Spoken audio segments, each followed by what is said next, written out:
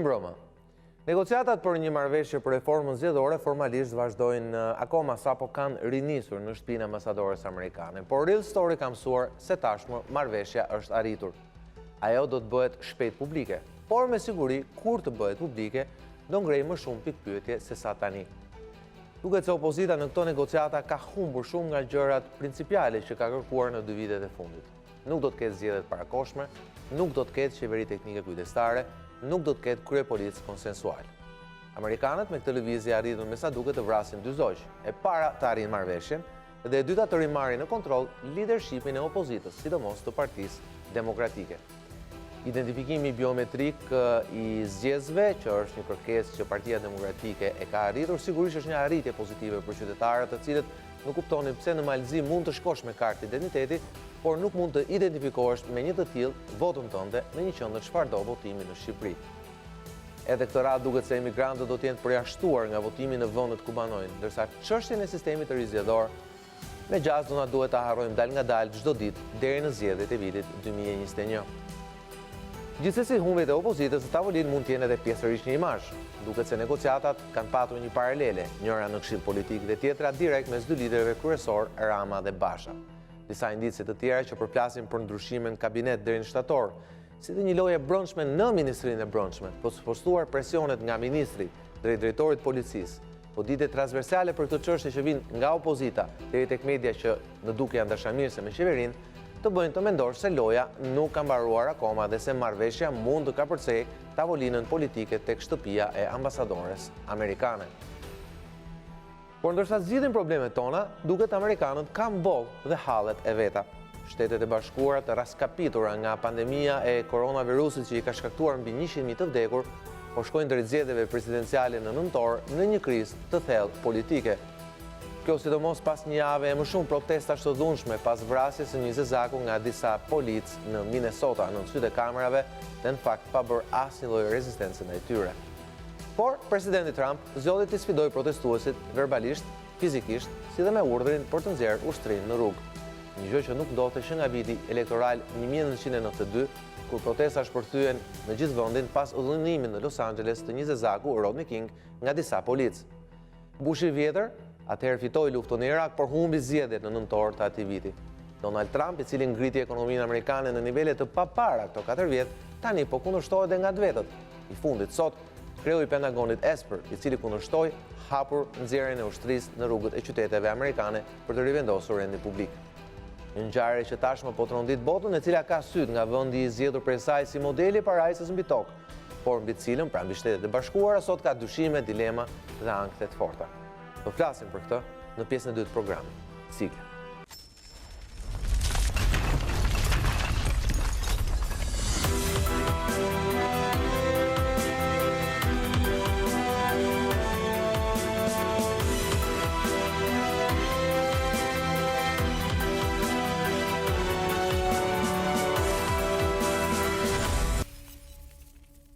Mirë se vini në RealStory, po komunikojmë me historiet e mi, cilët sot janë Fatos Lubonja, mbrëma Fatos. Mbrëma, mirë. Faleminderit që jeni me mua sot. Fahri Balliu, mbrëma Fahri. Edi Rama, mbrëma. Faleminderit që jeni me mua sot. Faleminderit Skënder Minxhozi. Faleminderit që jeni me mua sot. Skënder, do flasim sigurisht për situatën politike në vend pasi marrëveshja e cila pritet të bëhet publike, pasi ne kemi mësuar që ajo është arritur, por sigurisht do flasim dhe për situatën e jashtëzakonshme në Shtetet e Bashkuara të Amerikës në mesin krizës të thellë politike të paprecedent, ndoshta prej 28 vjetësh. Por fillimisht flasim për negociatat, cilat themi de jure vazhdojnë pavarësisht se de facto ne kemi mësuar se marrëveshja tashmë është arritur. E përmenda nga informacionet që unë kam, pra që opozita nuk ka fituar disa prej gjërave principiale që ka kërkuar në themin e aksionin e saj politik të 2 viteve të fundit. Pra, nuk do kemi zgjedhjet parakoshme, as qendrore, as lokale, të paktën jo totale, nuk do kemi një qeverisje kujdestare dhe nuk do kemi apo një kryepolitik kujdestar, e cila ka qenë dhe kërkesa më e fundit e opozitës. Ka disa themi gjëra që opozita i ka kërkuar, por që të cilat mbeten në kuadrin e teknikaliteteve. Nuk do të kemi, me sa duket spaku deri tani, quhet zyrtarisht faza e parë, një ndryshim të sistemit zgjedhor, por me siguri një gjë e tillë edhe në fazën e dytë do të jetë e vështirë të arrihet nëse dy palët kryesorë pra arrin një konsensus mes njëra tjetërës. Konsensus i cili, siç e thash, mund të kapërcej edhe tyrezën në shtëpinë e ambasadores amerikane. Pse do flasim për këtë pak në vonë program, por për trejat më të fundit lidhemi me gazetaren tonë politikës të News 24 Ergys Gjençaj. Mirëmbrëma Ergys, me sa shohje akoma pranë compoundit amerikan, pra pranë vilës së ambasadorit amerikan në Tiranë, ku prej disa minutash kanë rinisur bisedimet apo jo? Koli mirëmbrëma, vetëm dua të korrektoj, vetëm një korreksim më së shumti. Negociatat nuk ka rinisur në rezidencën e ambasadores amerikane Yuri Kim. U bën një pushim dhe u vendos që palët të riktheheshin në rezidencë në orën 20:30. Thuajse korrekt për sa i përket orarit ishte Damian Gjiknuri dhe Rudina Ajdari, ndërkohë që Luli Bashës dhe Petrit Vasili ende nuk kanë mbërritur në rezidencën e ambasadores amerikane. Ka informacione që kemi, ato janë ende në selinën e Partisë Demokratike, ku po diskutojnë përsëri me liderin demokrat Luli Bashës dhe kryetarin e LSI-s Monika Kryemadhi, pikërisht për atë konsensus, marrëveshje të cilën i është ofruar për më pas për të marrë bekimin e tyre dhe për ta transferuar mundësisht në rezidencën e ambasadores amerikane në Tiranë Yuri Kim. Në rezidencë janë përveç dy përfaqësuesve të Këshillit Politik, Gjiknuri dhe Ajdari, është ambasadori amerikan Kim, ambasadori BE-sore ka ai britanik Duncan Norman, si dhe një përfaqësues i OSBE-s. Kjo ka qenë një ditë e gjatë negociatash, e cila ka nisur në orën 11, pas rreth një ore nga nisja e takimit. Palët janë larguar për të bërë takimet me krerët e partive politike për të rikthyer më pas një ore, e cila ka zgjatur, kjo mbledhje e dytë, takimi i dytë ka zgjatur për rreth 6 orë gjysmë. Pritet mbërritja në selin në rezidencën e ambasadores amerikane të përfaqësuesve të opozitës së Bashkuar Demokratit Luli Bashës dhe nënkryetarit të LSI-s Petrit Vasili. Atëre Ergys, nëse më lejon që të futemi në temë, është folur që opozita ka patur 6 kërkesa spunmi, por të paktën nga sa informacione kam unë, kërkesat janë kryesisht karakterit teknik, pra nuk kemi nuk ka një sukses të opozitës për tezat e saj kryesore politike, le temi, pra qeverisja teknike, apo zgjedhjet parakohshme, qoftë lokale, apo të përgjithshme gjatë vjeshtës ardhshme, ndërkohë që flitet që ka një kompromis edhe për administratën zgjedhore, opozita që kërkonte përfaqësim politik, mazhoranca që kërkonte vetëm administrim teknik, duket që aty kanë gjetur një formulë që e cila gjithsesi në vendimarrje duket se anon më shumë tek ana teknike, pra le të themi vendimi në fund do të jetë i personave që do të jenë teknik, pra pa ngarkesa, të paktën jo zyrtarisht, me ngarkesa politike. Ç'mund na thuash më shumë për këto?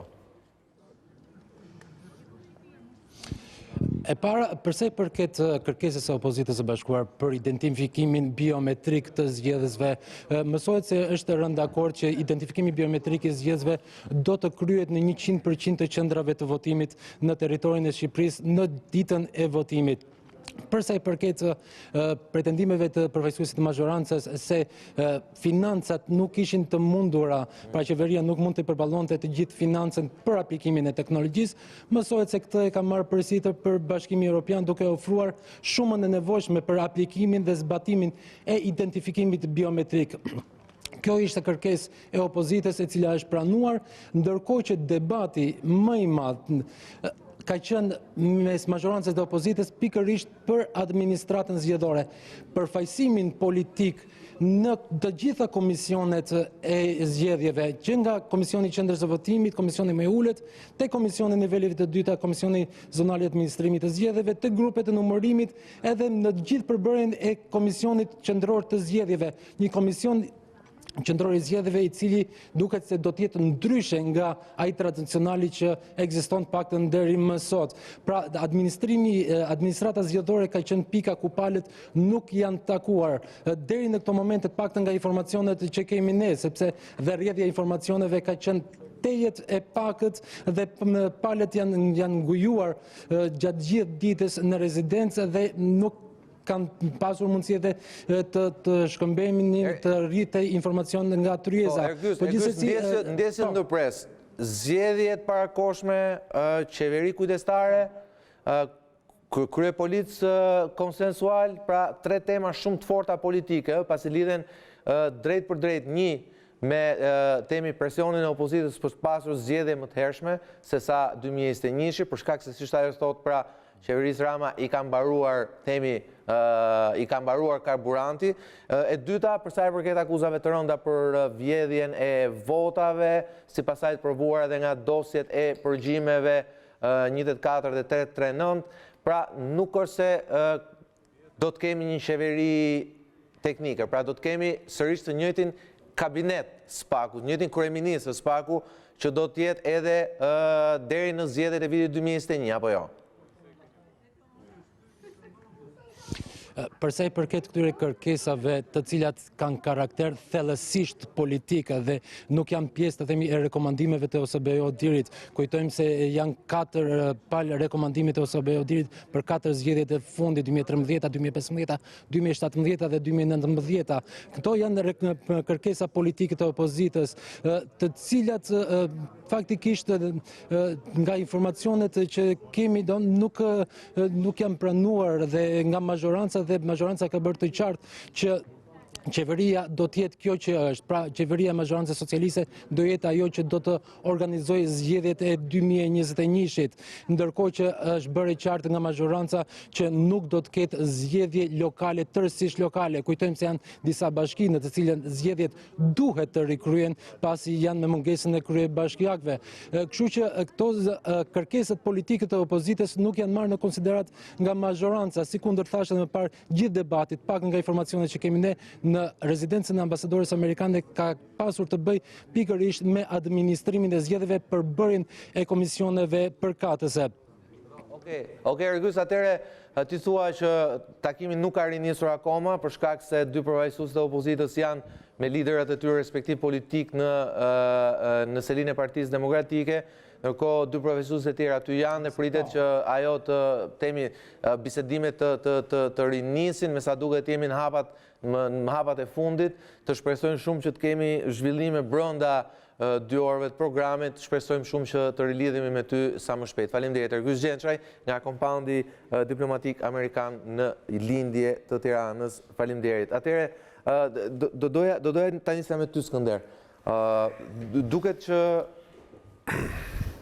për ta provokuar pak debatin.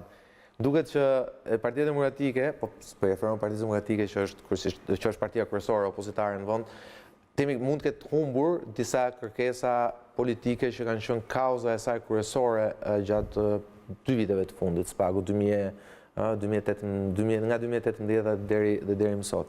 Por ka një fitore që nuk duket fitore, kështu por është fitore e rëndësishme. Duket kanë rifituar besimin e amerikanëve. Unë nuk besoj se këto negociata kanë nisur dhe po mbarojnë, paktën nga pozicioni i Partisë Demokratike, nuk do doja ta besoja, se do të ishte niveli ulët pretendimesh, ose objektiv minor, që të rifitojnë simpatinë e 2-3 ambasadorëve, kushdo qofshin ata, natyrisht amerikanët janë shumë të rëndësishëm, dhe të kesh simpatinë e tyre është gjithmonë e këshillueshme në Tiranë, por unë do të hyja direkt në temë në lidhje me atë që është kuadri i bisedimeve dhe ajo që doli, produkti që doli nga këto bisedime.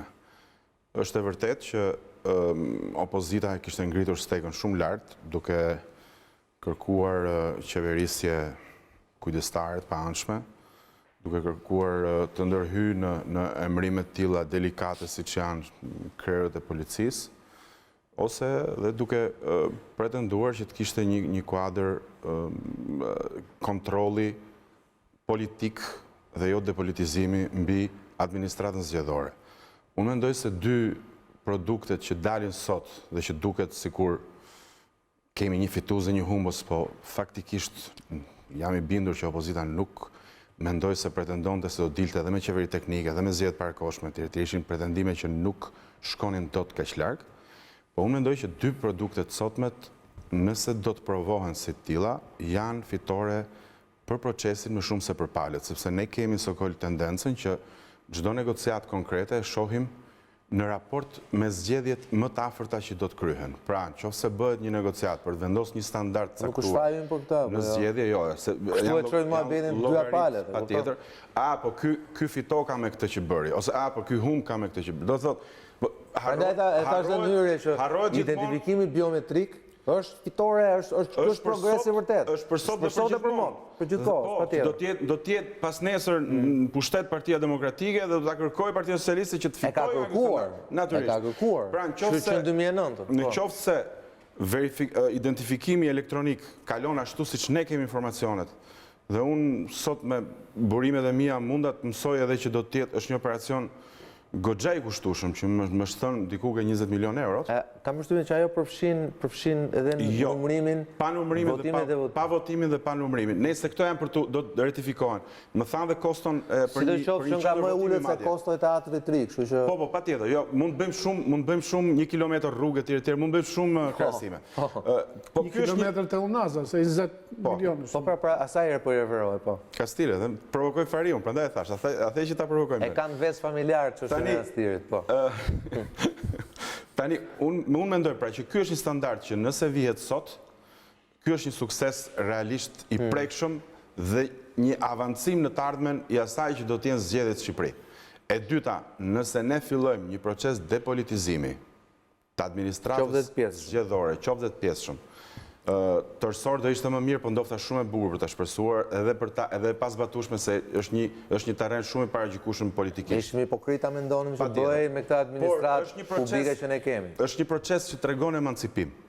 Tani e din zotërinjt, gjysma shtetet e Evropës zgjedhi i zhvillojnë ministritë e brendshme, domethënë nuk është në risi, ose instanca të tjera që mund të quhen në letër se janë të shtetit e nuk janë të opozitës, por që në fundit është një akt me emancipimi që duhet fillojë. Ajo që më bën përshtypje sokol është se kemi një proces emancipues në planin e rregullave dhe vini re se çfarë ndodh, kemi një proces totalisht dëshpërues, do të thoja, në planin e asaj që është vullneti politik i partive shqiptare për të marrë vesh mes tyre. Që ne në vitin 2020 kemi akoma nevojë të rrim deri në mesnat tek selia e ambasadores amerikane, e cila vëzhgon çdo lloj bisede, i thret ku jeni, pse vonoheni, hajdeni, do ta mbarojmë sonte, e mbarojmë nesër, cakton oraret, cakton protokollin, do të vi ky, do të vi ai. Domethënë, këtu ka një institucion. Ka qenë një tryez rregullash pallat në kongreseve ku janë ulur palët prej muajsh. Unë nuk e kuptoj, pse duhet patjetër me skifterb diplomatik mbi krye ne në vitin 2020 të bisedojmë, ndërkohë që kemi filluar negociatat për Bashkimin Evropian, domethënë më dëshpëruese se kjo lloj situate që shohim që ne gazetarët ndjekim akoma mikrofon, ambasadorët dhe jo partitë që do votohen. Kjo është vërtet një anomali që unë nuk është një smundje vjetër, pa mundësia për të marrë vesh, pa mundësia për të lëshu pak terren, pa mundësia për dalë sa do pak një milisekond mi atë që është interesi partijak, pa mundësia për dhënë një gram atij tjetrit sepse jo prit se është tërheq elitari. Domethënë, kjo është një vogëlsi dhe një meskinitet politik ekstrem që këto parti na dëshmojnë sa herë që është momenti për të ngritur në lartësinë e një sfide të rëndësishme, siç është standardi i zgjedhjeve ose diçka tjetër. Në çfarë do lloj sfide, ne kemi nevojë o për ambasador o për dërguar special. Ky është një skandal, domethënë, po ta shohim në sensin e standardit që ofrojnë partitë sotme. Gjë, kemi një arritje, se në 2017 na erdhën autoblindat nga jashtë.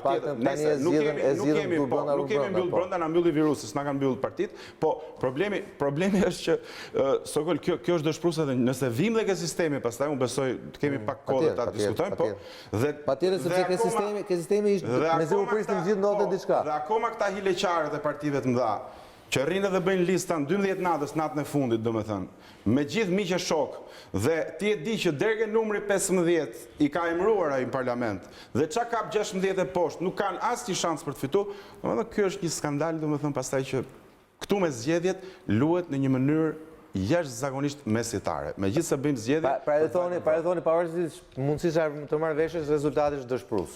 Politikisht rezultati është dëshpërues sepse patëm nevojë për kujdestar dhe të kesh nevojë për kujdestar, ndërkohë që pretendon që të kesh letrat në rregull për në Evropë, kjo nuk shkon. Është një mospërputhje, totalisht mospërputhje. Lubonja, është dëshpërues për kë më shumë? Po e çoj pak po e nis me analizë sportive, pra kush është fituesi, kush është humsi? Në mes ka pamja politike them. Humsi jemi ne. Humsi jemi ne, patjetër, ai s'diskuton. Në kuptimin e mungesës dinjitetit total, domethënë, unë nuk arrij, domethënë, ky është një degradim. Se përmendi Skënderi që përpara shkoshin ke pallati kongreseve dhe ambasadorët shkonin te këta. Tani këta shkojnë ke rezidenca ambasadorit. Domethënë, këtu është një degradim total. Dhe është në kontradikt për vetë këta ambasadorë që po e bëjnë këtë, si që kuptoj unë, sepse duhet të nxituar që të ketë një sukses Shqipëria në reformën zgjedhore që të integrohet.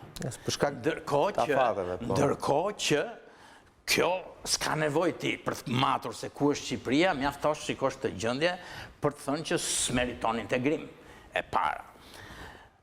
Pastaj, përsa i përket një gjë tjetër jemi humbës ne sepse ju e shtroni këtu problemin, fitoj PD-ja, humbi PS-ja ose kundra. Po tani kështu. Pse them unë jemi humbës ne? Ne si humbës si qytetar jemi, patjetër. Ne si qytetar, në kuptimin si qytetar, përpiqem të identifikohem interesin e qytetarëve në përgjithësi dhe jo të partive. Sepse unë e shoh situatën në Shqipëri shumë dramatike. Unë këtu shoh një regjim i cili ka kapur gjitha institucionet, ka kap drejtësinë, ka kap policinë, ka kap administratën gjithë komplet se kësë e pavarur, i ka kapur gjitha dhe këtu kemi nevojë për një riformatim nga themelet të Republikës për mua. Do më thënë, të hudhen njerë themelet e ndarjes pushteteve, se s'ka ndarjes pushtetes, janë kapur, edhe po për përlitit e fundit i ka presidenti edhe mbaron historia. Dhe këto komisionet për këtë qëllim ishin, që t'i kapi Edi Rama. Por rezistojnë pak opozita, si që rezistoj tek reforma drejtësi në fillim, po ja kapi prape, e gjeti mënyrën për t'ja kapur drejtësin.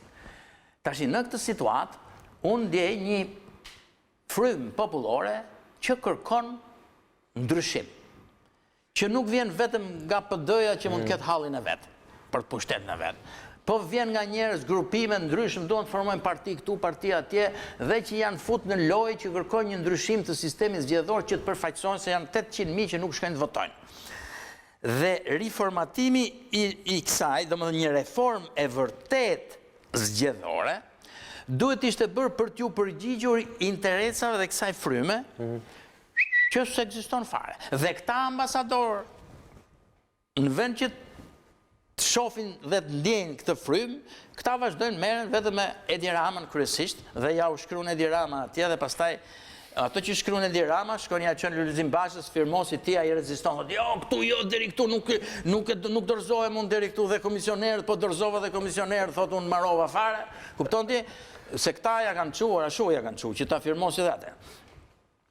Kështu që në këtë situatë, e treta që është dëshpëruese është kjo, sepse, për mua, sepse është reduktuar gjithçka sikur po bëjnë sukses i madh reforma drejtësi.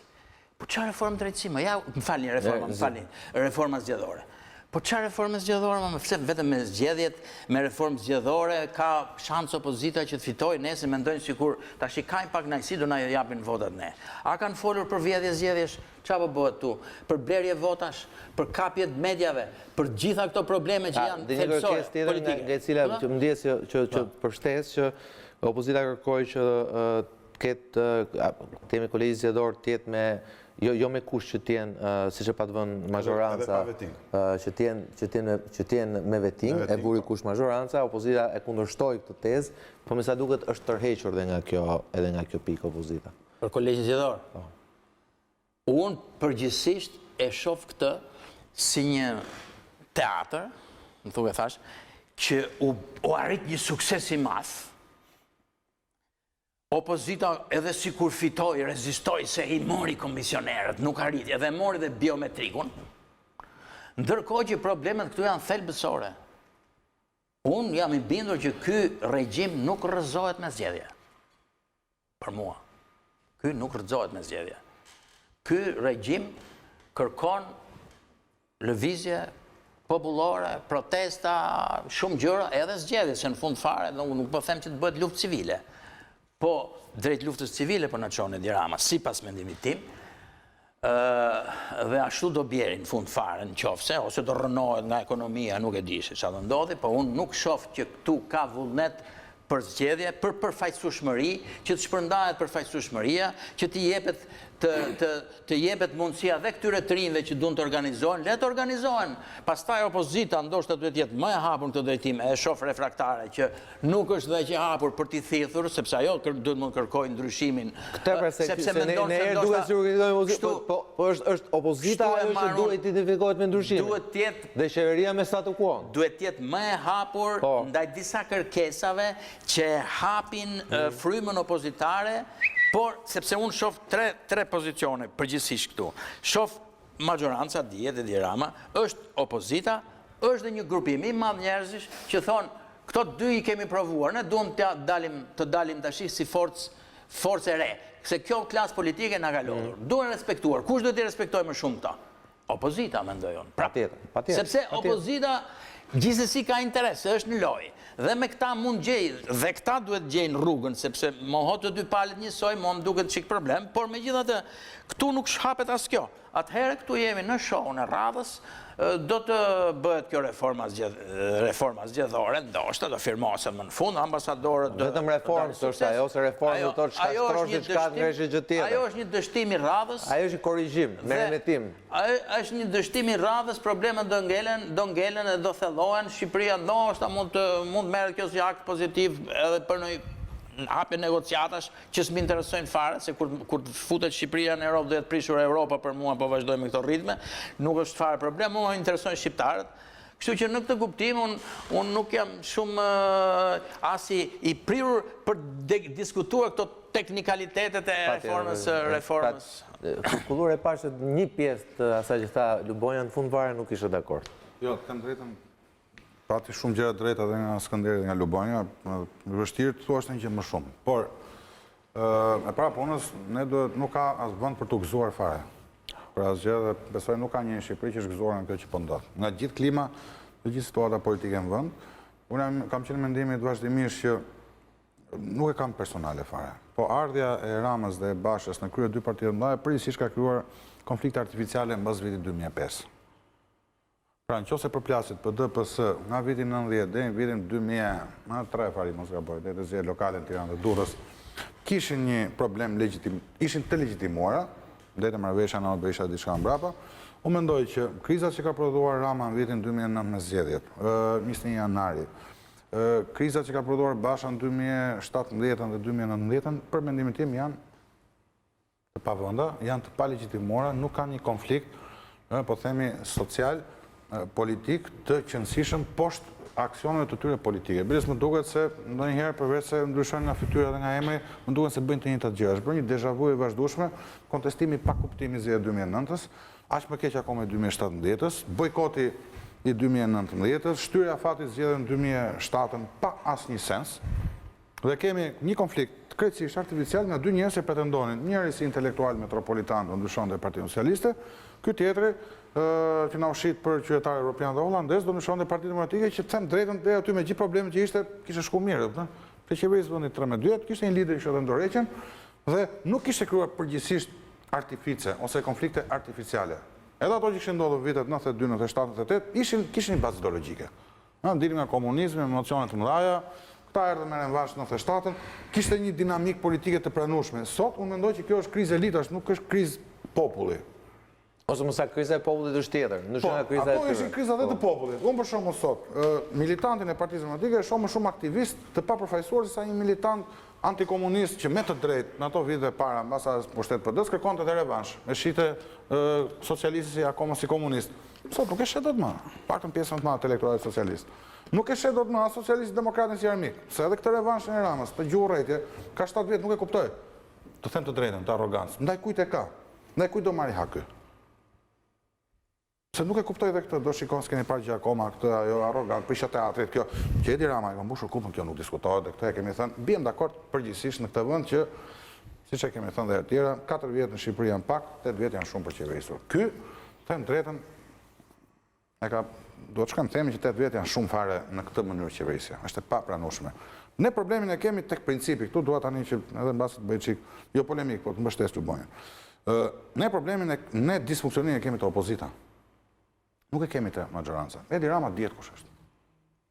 Unë për vete nuk kam asnjë dyshim që ka probleme bashkëtese serioze me demokracinë. Natyrisht, sepse shikoni modelin brenda partinë e tij në qeverisje. Por kur ne kemi të njëjtin model në princip të shtrirë në opozit, këtu na mungon besimi. Se ky vend mund të ketë qeverisje më të mirë mas një viti. Mua kjo më shqetëson.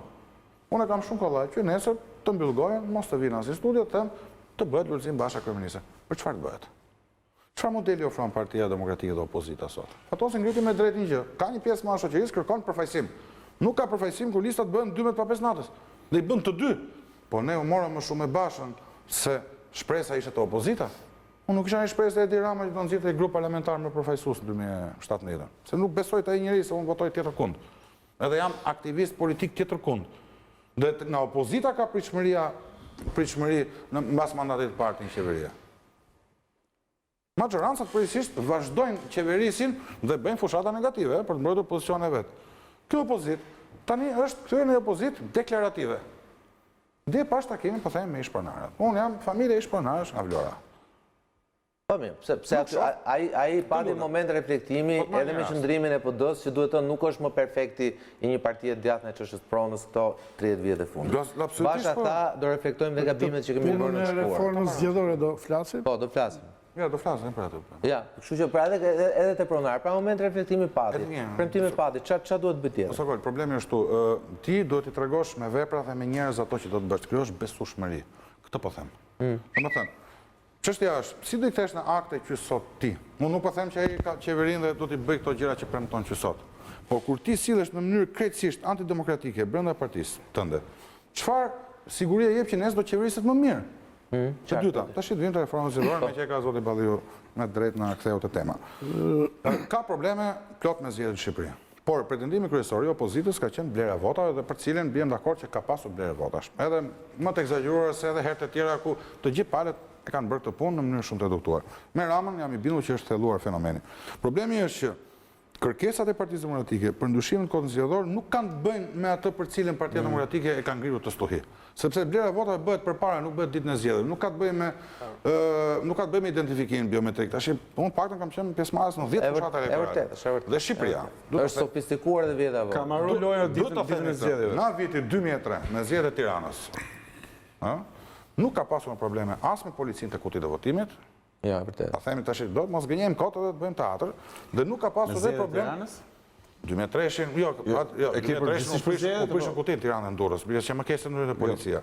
Se me zgjedhjet e Tiranës ka pas probleme. Po, jo, mbas, pra që mbas. Me policin, ta me policin, dakord. Me policin ka qenë problemi një atyre tjetër. Dyta, mbas vitit 2005 nuk kemi pasur probleme mos përputhjes rezultatit kutit të votimit. Ta themi troç, pra nuk ka pas më shumë vota në kuti se sa votuesi kanë firmosur të ai regjistri. Tani, prandaj them që kërkesat e PD-s më duken jo në përputhje me atë që ka kërkuar me pritshmërinë që rriti këto 2 vite. Me ato pretendime që ka pasur po vet. Kështu që nga kjo pikpamje për ta mbyllur, mendoj që mos mbështetja dhe mos inicimi i një sistemi me nën koalicione, siç kanë kërkuar aleat e vegjël për të rritur potencialisht opozitën në votime dhe mos mbështetja e listave të hapura nga PD-ja, se po them edhe një herë nga Edi Rama nuk e pres, mendoj që Lubonja ka drejt, ka zhgënjur për herë të disat herë shumë njerëz prej opozitës dhe jemi marrë me ato çështje teknike të cilat më duken dhe të rëndësishme dhe të parëndësishme, por thelbin e gjës nuk e ndryshojmë. Ne kemi 2 lider, 3 lider të papërgjegjshëm sot që flasim, të cilët merren përvesh nga diplomatët dhe bëjmë dhe gabimin që ne pastaj akuzojmë diplomatët, kur ata nuk kanë asnjë faj se këta njerëz nuk dinë të merren. Tu është pika kundërshme me Lubonjën. Demokracia i dashur Sokol është sistemi i paqes dhe i mirëkuptimit, nuk është i luftës. Këta nuk duan ta kuptojnë të punë dhe le të vazhdojnë. Kjo është kundër interesit shqiptarëve. Po vërtet. Një lidhur me parashtresën që bëri Kulluri, opozita e opozitës është problem subjektiv.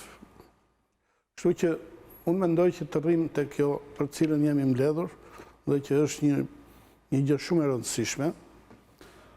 I po thu që kulluri për opozitën e opozitës. Po, tashi, kur kemi një qeveri dhe një kryeministër, jo qeveri, se qeveri s'ka këtu, po këtu kemi një person i cili ka parlamentin, gjysma gjel, i cili merr gjykatët, i cili bën kulte stadiumi, shem teatrin, i cili e ndyn policin me dhunën e rrezikshme dhe me atë relacionin e Veliut për atë rastin e atij. Një njeri që e ka ndotur politikën shqiptare, një njeri që ka sjell dhe risjell luftën e klasave. Juve mund të verifikoni në çdo ditë dhe ne që jemi këtu të pesë, njëri nga ne e di mirë se si hiqen për luftë klasash nga puna. Ky hiqet se është llaj këtij ka biografi. Edhe Veliu doli atje që tha se ne policia e rrafi atë çunin se i lexoi biografinë që ka nënën të keqe, me që ka nënën të keqe për të rrafim. Pra, kur kemi një pamje të tillë të dhimbshme, të trishtueshme, një varfëri dhe një teatr absurd, duke fide absurdit, që kryeministri del flet të dalin në ora 10 mama me babën, dali gruaja me këte, çunin moshën kaq, shoferi i kamionit vete, ky të mos vej, unë jam baba juaj. Gjithë kjo, ne jemi intelektual, kemi librin, Biblën tonë, dhe ne e kuptojmë se çfarë është ky njeri.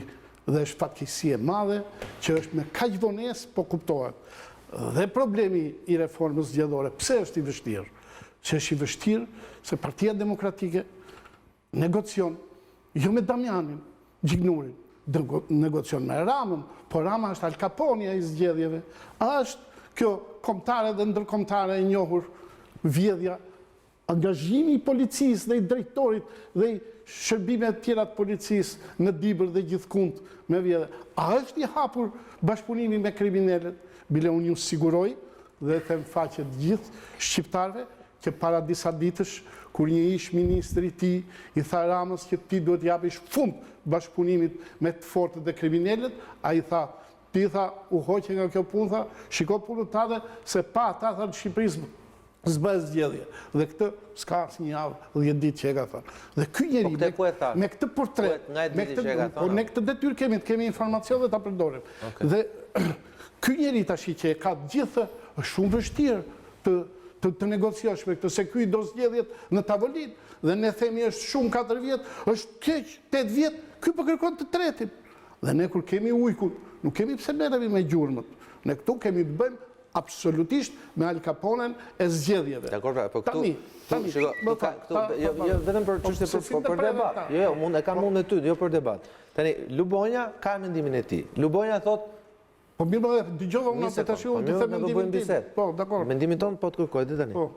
Lubonja thotë nuk për mendimin e tij nuk iken kjo qeveri nuk ikën me zgjedhje.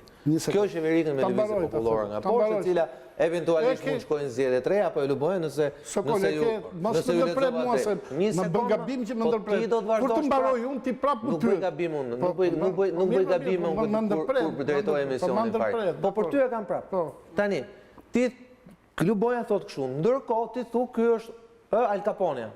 Tash nëse ky është Al Caponja, pse uresh të negocion? Po dalet të vazhdoj. A do më lesh të vazhdoj? Tash Al Capone, stër Al Capone këtë ke. Dhe ti do negociosh se s'bën dhe do ta mundish këtë njeri. Dhe këtu nuk është çështje se unë nuk e di, opozita nuk është gjykat. Opozita i ka bërë gjitha detyrat ndaj zbërthimit të veprimtarisë të këtij ekonomike, politike dhe të gjitha tjera. Dhe këtë bën opozita dhe këtë e ka bërë. Ka bërë protesta, është përplasur me dhunë, me këto me të gjitha, ka kaq vjet që e bën këtë gjë. Dhe kjo është opozita. Dhe në këtë procedim të opozitës, Luli Bashës është ngritur, nuk është ulur.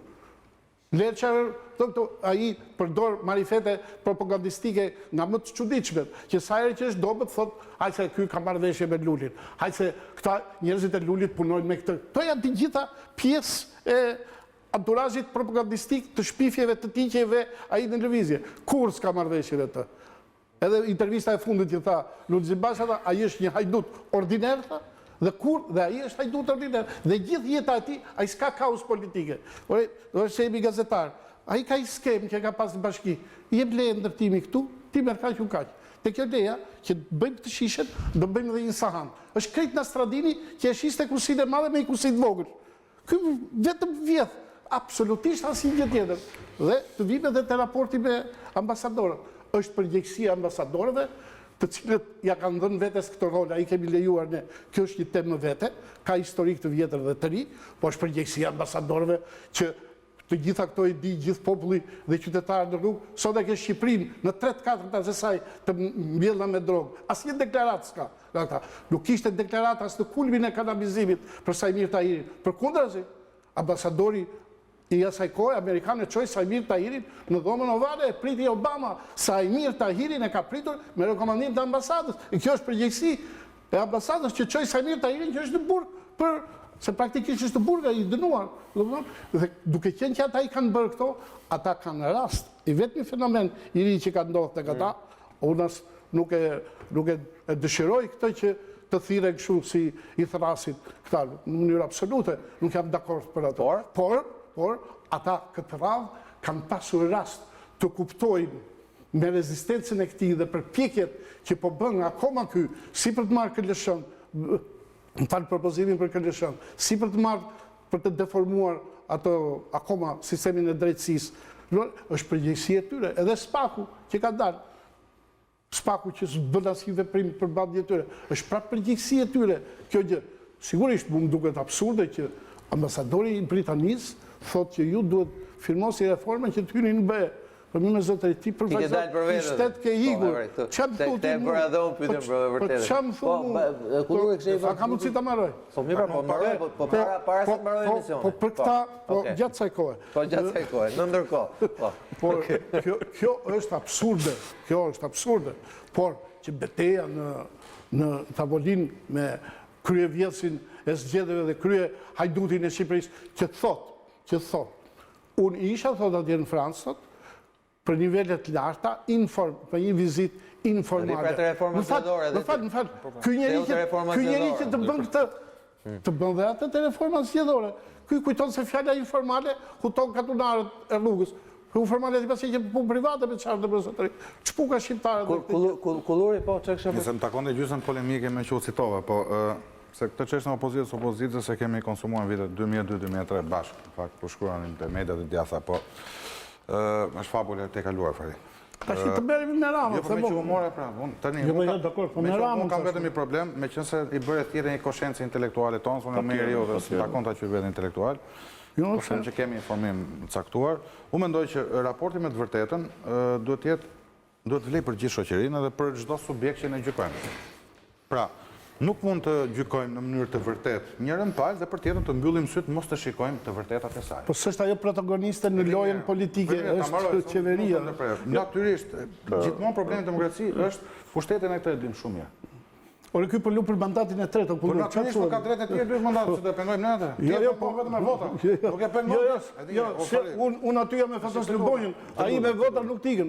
Pra punë ai me vota nuk ka për tikën. Kjo është emision tjetër atëherë.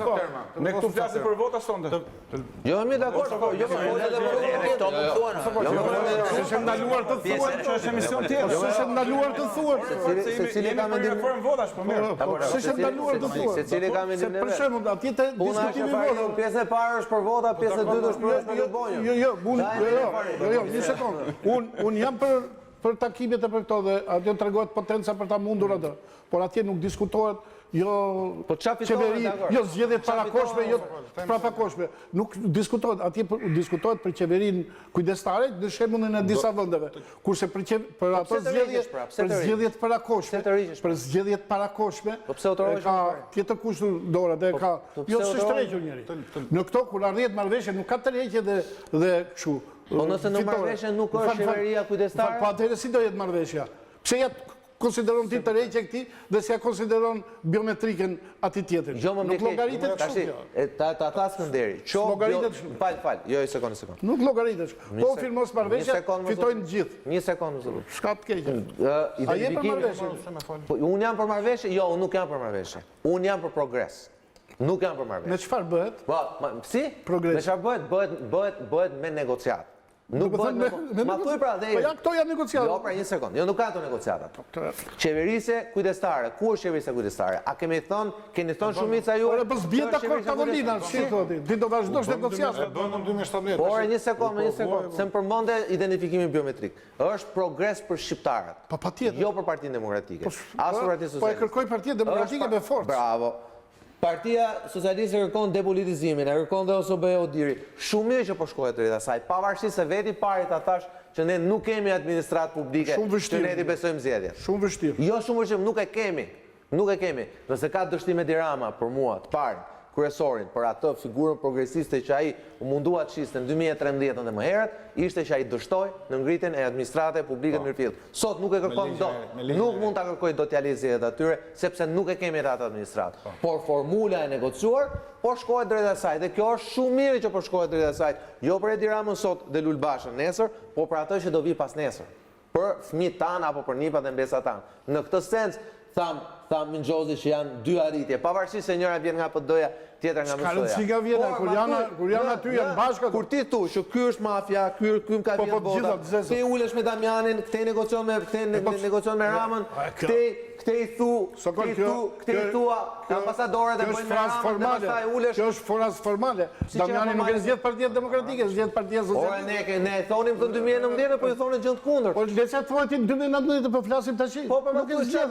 Nuk e zgjedh. Çfarë arriti opozita me këtë marrëveshje? E para nuk është mbyllur, që të flasim. E para nuk është mbyllur. E dyta Damianin e sjell Partia Socialiste. Ti citove mu çaj kishte thënë Edi Rama Fatmir Xhafës dhe nuk psolle asnjë. Jo, Fatmir Xhafës është ministër tjetër. Ditë mirë Bushat.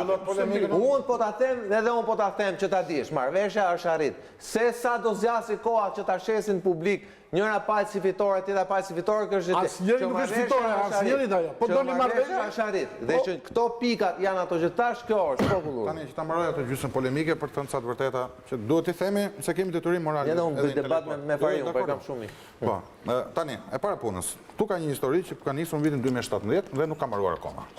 E para. Ja këthyt legjende atë punën e asaj, me bërë një marrëveshje. Jo, për cilën ka folë, pa ju treguj mirë që bërë marrëveshje. Po flas te principi, jo ma ju tregu. Ai pa besu tregu tjetër.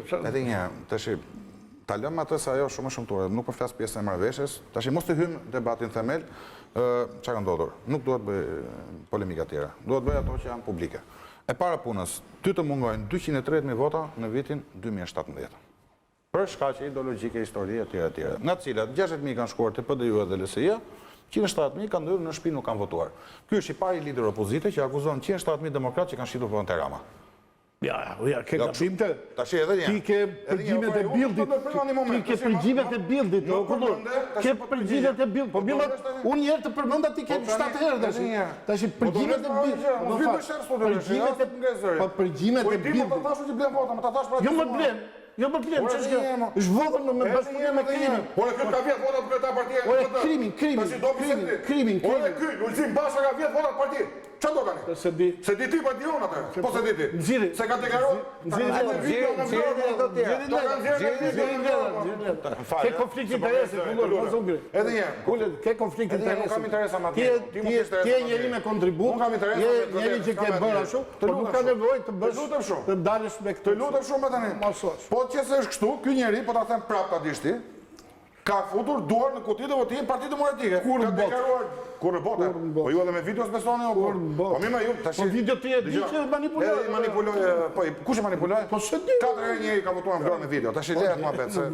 Po le tash ti, po ti po të mbrosh atë është problemi jot se shihni. Tani unë s'ka. Po le ti që sulmon problemi jot. Po jo unë sulmoj të vërtetë. Tash sot ai është në një nivel dhe një standard. Ai të lartë sa ti ke kot të fletësh. Ai është ai niveli i lartë sa vjet turp në fakt janë perëndimor dhe holandez po lehet mohabet. Ndërkohë shikojmë ka një zhvillim të fundit, ka përfunduar me sa duket tryeza, janë larguar Spaku, Rudin Hajdari dhe Damian Gjiknuri, pritet nga moment ambasadori amerikane. Dhe me njerë pas ambasadorës amerikane do të kërkoj reagimin e Lubonjës, po të ndjekim se zonja Kim sa po doli. Lidhemi me Selin me vilën ambasadorës amerikane. Faleminderit që keni pritur me ne gjithë ditë. So we've had another long and grueling day. Kemi pasur një ditë të gjatë. As you know, we met for 9 hours yesterday made some good progress. Sikur se jeni në dieni, jemi takuar për 9 orë dhe kemi bërë progres të mirë. We met again for another 9 hours today and made tremendous progress. U takuam gjithashtu sot për 9 orë të tjera dhe bëm progres të jashtëzakonshëm. As I said yesterday, in a negotiation, especially one that is this important, which is about the future of Albania, Sikur se e thash dhe dje në një negociat që është kaq e rëndësishme për të ardhmen e Shqipërisë. every party is required to give so that Albania can win. Çdo palë, çdo parti I kërkohet që të japë në mënyrë që Shqipëria të fitojë. Every party, in fact, gave. Në fakt, çdo palë dha. Every party also gained. Gjithashtu çdo palë fitoi. The Albanian people can gain even more. Populli shqiptar mund të fitojë akoma më shumë. Every party gave, as I said, and I have to give extra credit to the ruling party.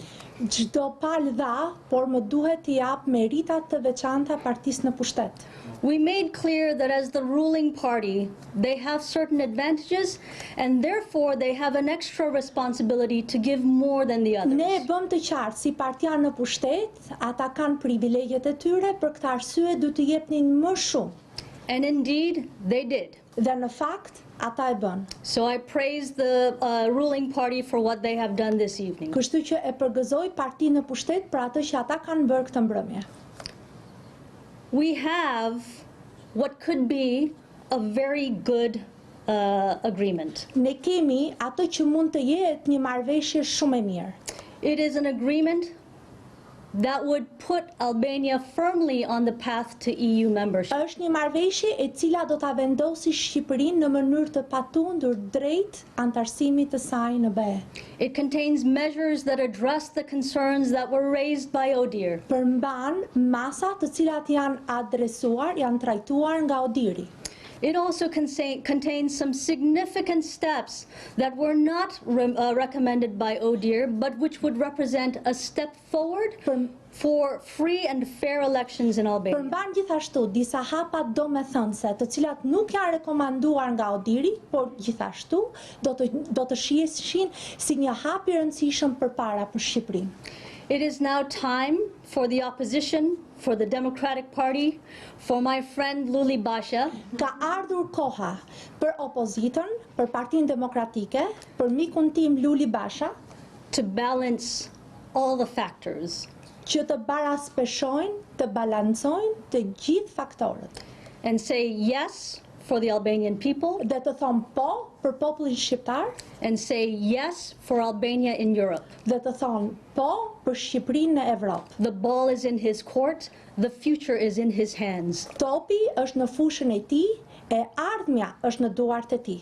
Thank you. Faleminderit.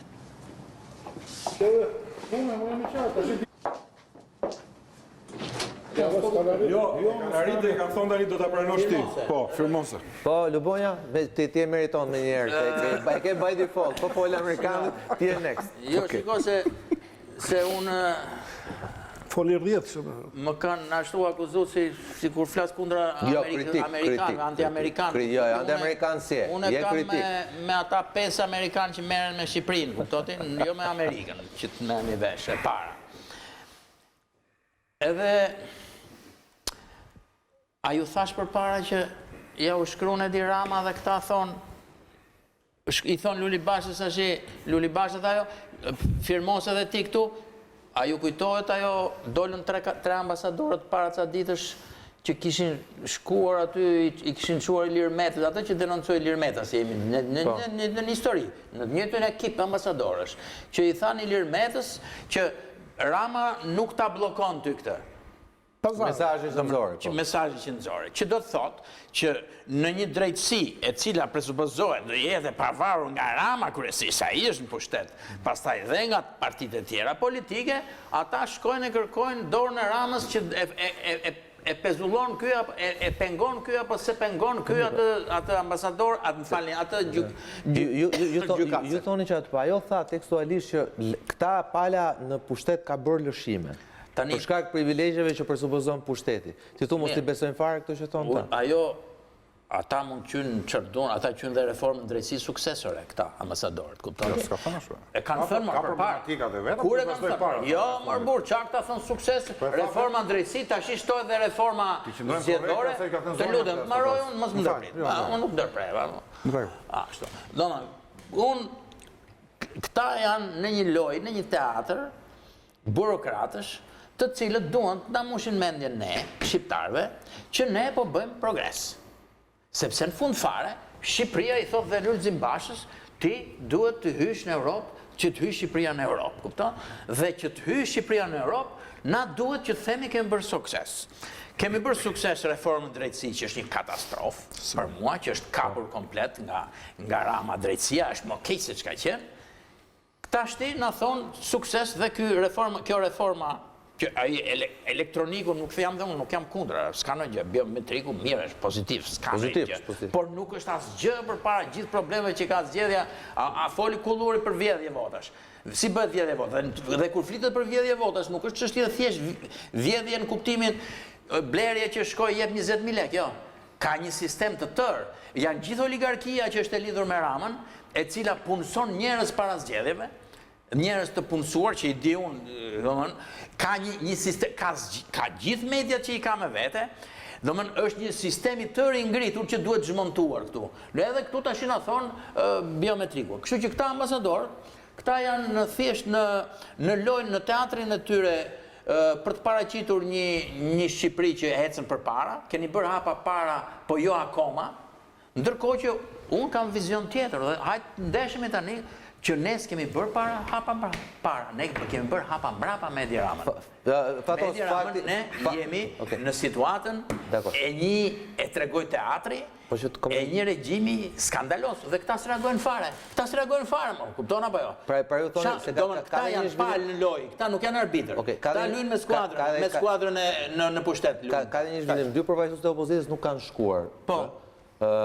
Nuk kanë shkuar në takim. Ju mendoni që kanë bërë mirë? Unë nuk e di arsyen e tyre pse s'kan shkuar. Kam dyshimin... Topi është në fushën e tyre të ambasadorja. Kam dyshimin se këta që kanë treguar haptazi qenien palë me partinë pushtet, me shumë veprime, sidomos kjo ambasadorja amerikane, që s'foli asnjë fjalë as për teatrin, se ai anglezi foli paktën për teatrin. Që ishte nuk është çështje dhe në teatri që u ngrit gjithë bota, gjithë gazetat e botës dhe s'foli kjo, kuptoni, kjo është fare skandaloze.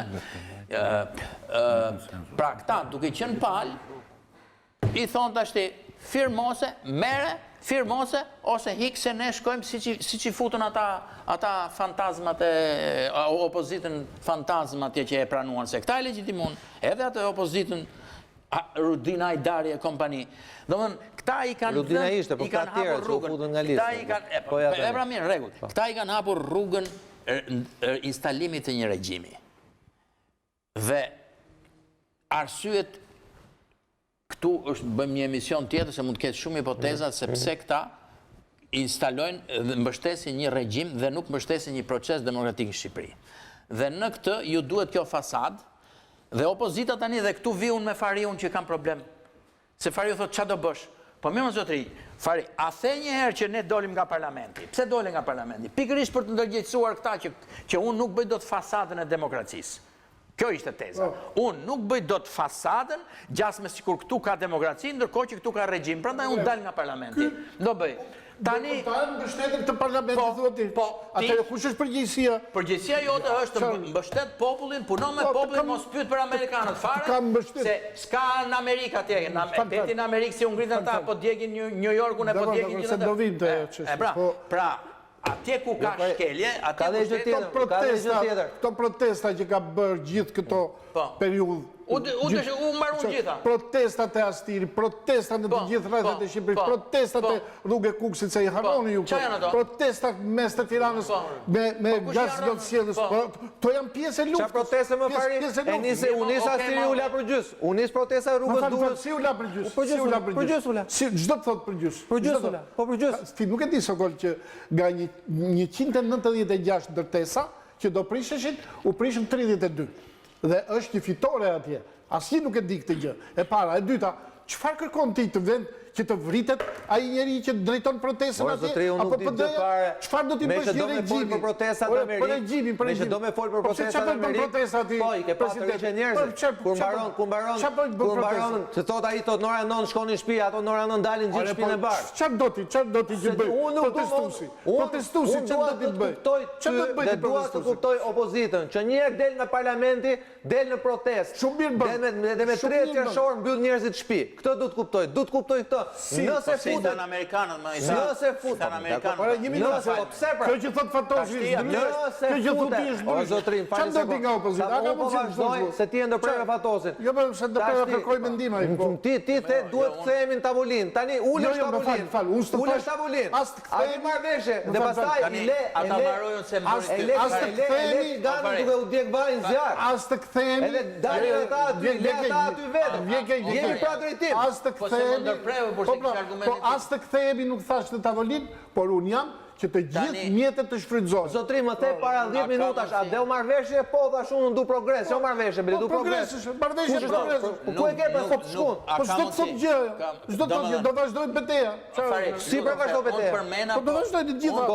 Luboja, po. Tani, sipas gjykimit tim, nuk jam aty, ata nuk kanë shku, sepse janë ndjerë të tradhtuar dhe janë prapë në pozicion, do më thënë, nuk e kanë parë që janë... Pa jo foli që ishte arrit marrëveshje, me dëgjova ambasadorë. Po të takush dhe Unë se kuptova të se ajo fletë që orakulli Delfit e kam thënë një në artikull. Ajo më falë, ajo tha, kemi një marrëveshje këtu, ajo nëzori letër, nëzori një letër, dhe tha që këtë letër tani, Luli Bashës duhet ta firmosi, unë që e kuptova. Sepse kemi rënë dakord, pra tha. Është kështu Ku kemi rënë dakord, se s'vjet ta firmosi. Marrëveshja është kjo sipas meje, thot, firmose. Unë kështu e kuptova. Kjo është Tani i takon Luli Bashës të thot, ne nuk e firmosim, le ta mbaj ambasadorja është palë me Edi Ramën, ose të na thot, na shpjegoj se s'ka shumë atje. Ata do dalin do thonë. Pra ata që kaq nuk... Po, Skënder. Shumë miqësisht me dy kolegët. Unë mendoj që është e vështirë, realisht e vështirë, që ne të besojmë sonte këtu dhe të besojmë përgjithsisht në gjithë diskutimet që i bëjmë për të huaj, që ata dalin nga selit e tyre, me flamur nga mbrapa, disa në më shumë se një rast, sonte ishin 3 aty, dhe që të gjithë janë me agent personal dhe janë persona privat dhe nuk janë përfaqësues. Do me thënë, kjo lloj dileme që ne ngrejmë her pas here, unë mendoj se... Unë nuk thash janë persona privat. Të lutem. Janë 5 veta që merren me Shqipërinë. Shumë bukur, 5. Ata aq ka Amerika për Shqipërinë se është e madhe. Do thotë që janë 5 persona. Nga Palmeri e këtej, po 5. Problemi është 5. Po. 5 veta, thash. Po e drejt. Po se ka me Amerikën, e ka me këta 5 vetat. Pa tjetër. Dhe me lobingjet mrapa këtyre 5 vetave, në qofse do. Në rregull. Po 2 është debat i gjatë, po mund ta hapim. Lobingjet deformojnë direktiva, janë shumë të forta. Tani, Fahri, në epokën janë lobingje e celularve dhe të satelitve, që deformimi që thu ti nuk ka shumë... Lobingjet janë të rrezikshme. Ne lobingjet i kanë bërë gjithë. Thuj një lobing që ka ndryshuar gjën në Shqipëri. Jo, Fahri u thotë ju i lartë jeni pastër, po ndotet poshtë. Ajo puna e lobingut është politika. Ajo puna e lobingut duket ndryshim shumë interesante që dikush të bëj lek në Amerikë, po kaq. Nuk më tregon një lobing, jo vetëm më tregon një lobing që ka ndryshuar diçka në Shqipëri. Një lobing. Lobby nga Edi Rama, nga Ilir Meta, te Luli Bashës, te Sali Berisha. Po jam lobing urrëzuar, qeveria kurti nga amerikanët urrëzu. Pse urrëzu? Jo, ka për lobingje tjera, ka lobingje jashtë. Jashtë që ndikojnë tek qeveria. Okej, ta mbaroj në çfarë? Po, mbaroj po, s'këndej. Ti mund mendosh që s'ka, unë mendoj që ka. Vetëm për një gjë. Këta nuk janë personale, se mos nuk e kuptova lobingje jashtë. Këta nuk janë personal. Edhe brenda dhe jashtë. Nga jashtë brenda. Do me thënë, bim dakord për këtë punë, sepse realisht... Për mua përfaqësojnë shtetet, nuk janë personale. Me çfarë titulli flasin këta njerëz, se ky është problemi. Pastaj, akuzohet... Flasi pa për reagimin e ambasadorës, lutem. Kushdo mund të akuzohet, mendoj Fahri. Po. Që mund të ketë një simpati personale, mund të ketë një edhe antipati personale në raport me palët. Ky më pëlqen, ai s'm pëlqen. Por unë besoj që kjo zonja duhet akuzuar më pak se gjithë tjerët për arsye objektive. Sapo kjo ka ardhur në Shqipëri, unë e di që antipatia e një pjese të djathtës për ambasadën amerikane ka të bëjë më shumë me paraardhësin se sa me ambasadorën aktuale. Mbijem dakord besoj. Se nuk ka pas kohë të zhvilloj një agjendë zyrtare dhe të zhvilloj edhe simpatit. Edhe ti ke punuar në diplomaci dhe unë kam punuar. Kjo që vjen nuk varet nga koha fizike që ka. Kjo ka dhe protokollin e lëvizjeve përpara saj. Çdo ambasador e studion materien para se të vi.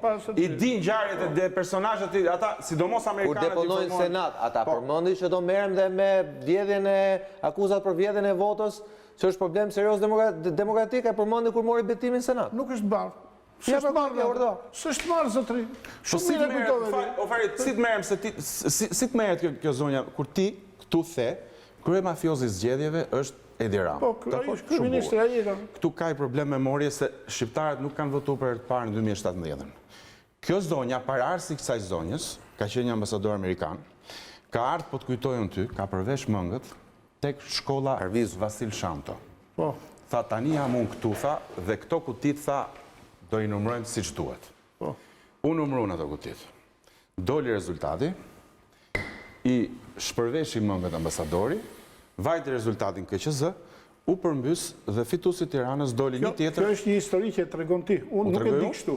Unë e di ndryshe. Unë e di ndryshe. Fare ndryshe. Që ambasadori amerikan për cilin ti bën fjalë, ka qenë nga njerëzit më korrekt. Po, sepse nuk foli qëndrime. E kupton pra të lutem që ka folë edhe kundër. Në një rast ambasadori amerikan na pëlqen, në një rast nuk na pëlqen. Problemi një herë na pëlqen, dhe një herë s'na pëlqen. Do ta dëgjosh mendimin tim dakord. Prandaj të lutem. Jo, e di ç'do të them me këtë. Se nuk jam pa njohuri në këtë fushë. Mi pra mirë. Tani të them diçka. O Fari, se kemi testë njohurisht. Kjo është shumë e thjeshtë. Ke një ambasadore amerikane e cila në shtëpinë e vet në territor amerikan, pra të dha garanci, doli sot para dite dhe e mbrojti Luli Bashën. Po, dhe ta shie, ka mik, tha. Dhe tani e tha, e ke topin fushën tate, dhe nuk ke topin e marrëveshjes, po ke tha dhe topin të ardhme në integrimin të vendit të mbëhet. Ta shikojmë që do bëjë me topin. Dhe ja tunde marrëveshjen do këto. Ta shikojmë që do bëjë me topin. Ja kujtova. Kush Luli? O, super, të lutem. Apo Luli apo Luli Kim, pra Luli. Po, Skënder. Ja kujtova Fariut këtë precedent në 2011 për të thënë gjë shumë të thjeshtë, që në qoftë se ne i paragjykojmë këta njerëz, realisht ne para njerë nuk kam thënë ndonjë gjë dhe se paragjykoj. Atëherë, një sekond, Fatosi tjetri, ata që i paragjykojnë, nuk e kam pa emër fare. Kushdo që i paragjykon një diplomat, ata që i paragjykojnë duhet dinë që nëse e vendosim në kontekst dhe nëse e shohim në memorje procesin, qëndrimet e këtyre, do të vëmë re një gjë. Natyrisht që këta kanë punu më shumë me qeverit dhe jo me opozitat, dhe kjo është një rregull i pashkruar edhe amerikanëve dhe i tjerëve. Ajo është akredituar. Dhe dyta, në momentet caktuara ata kanë mbrojtur gjëra shumë të ndryshme në rrafshin kohor. Që do të thotë, këto janë shtete që kanë interesa, dhe nëse ne analizojmë dhe atë gjën e vjetshme, ku me drejt ju thoni që opozita iku se s'donte të bëj fasad, pse mos bijem dakord me një këndvështrim shumë cinik dhe të ftohtë të këtyre që thonë mua më duhet stabilitet o vlla, unë nuk dua që ti të ndalësh në gjush qeverin mua me shishe boje, po rri aty edhe mbaj mandatin. Mund duket shumë cinike, po ky është pozicioni tyre. Do të thotë, nuk e ke nën kontroll se çfarë ata thonë një moment caktuar. Edi Rama, kur i kanë marrë atë mandat në Tiranës, ti je i bindur që nuk ka qenë fare i kënaqur dhe ishte 4 herë, dhe tash do të 3 herë. Nuk të pëlqen, kur e ke fitu dhe të ta kthejnë KQZ. Por amerikanët thanë, ri aty dhe dil nga bashkia. Tani, ti themi gjëra tamam.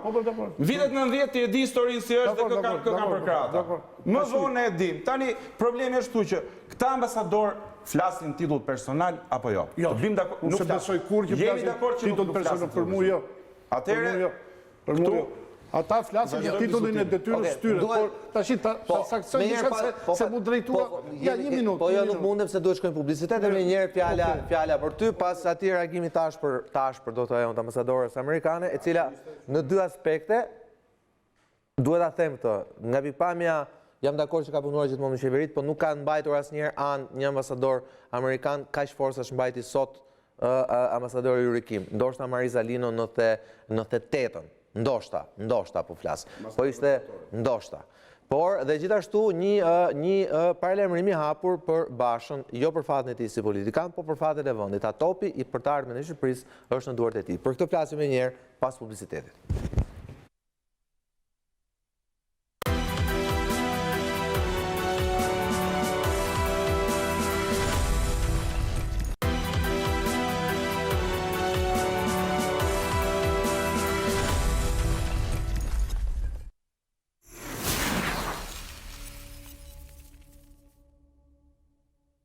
It is now time for the opposition, for the Democratic Party, for my friend Luli Bashës. Ka ardhur koha për opozitën, për Partinë Demokratike, për mikun tim Luli Basha, to balance all the factors që të baraspeshojnë, të balancojnë të gjithë faktorët.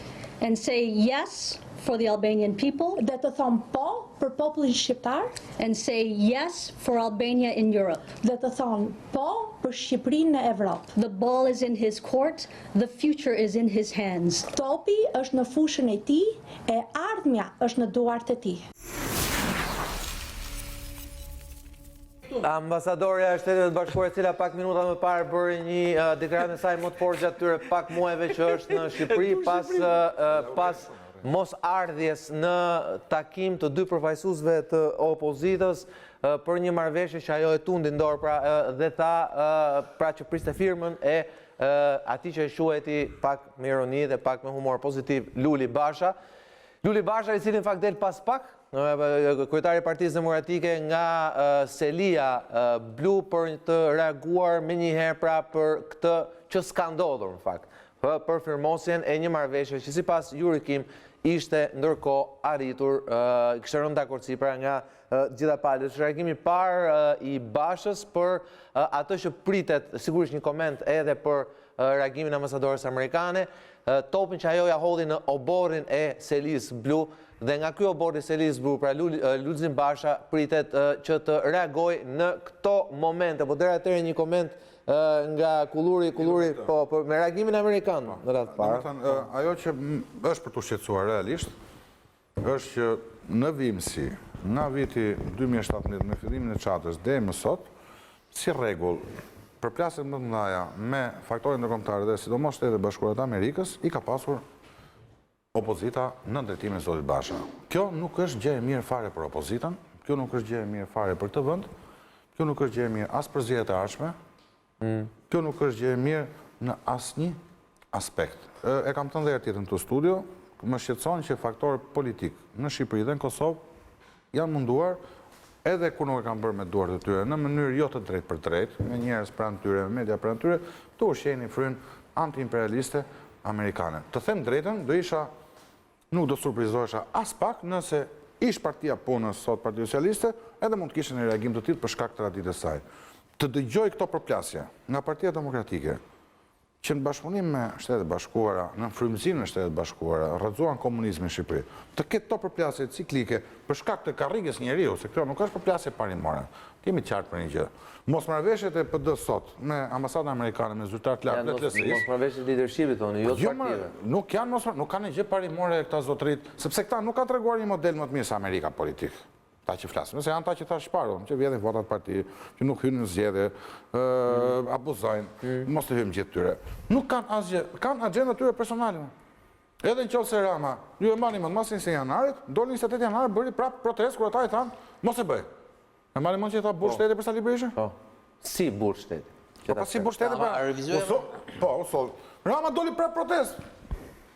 Dhe të regoj që nuk digjon. Dhe umi bashkjen. Për çfarë po dilte? Por natyrisht, nëse bashkia mund të humi për një mirë arsye, por mbolle një frym konflikti midis tij dhe Shtetet Bashkuara. Sepse, Sokol, ne jemi të pazotët të ndërtojmë demokraci vetë. Dhe nga frustracioni që kemi nga paftësia jonë, po, sa më shkurt ju lutem në reagimet e presim zotin Basha. Në që do ma jevje mua pas asaj. Po pa tjetër më durohës, orë zotrishtë. Nëse për dështime... Iq dorë më mos u merë me kolegët tu më pari. Që ta mbyll një fjallirës. Të prendej ta shkurt që da fjallën ty.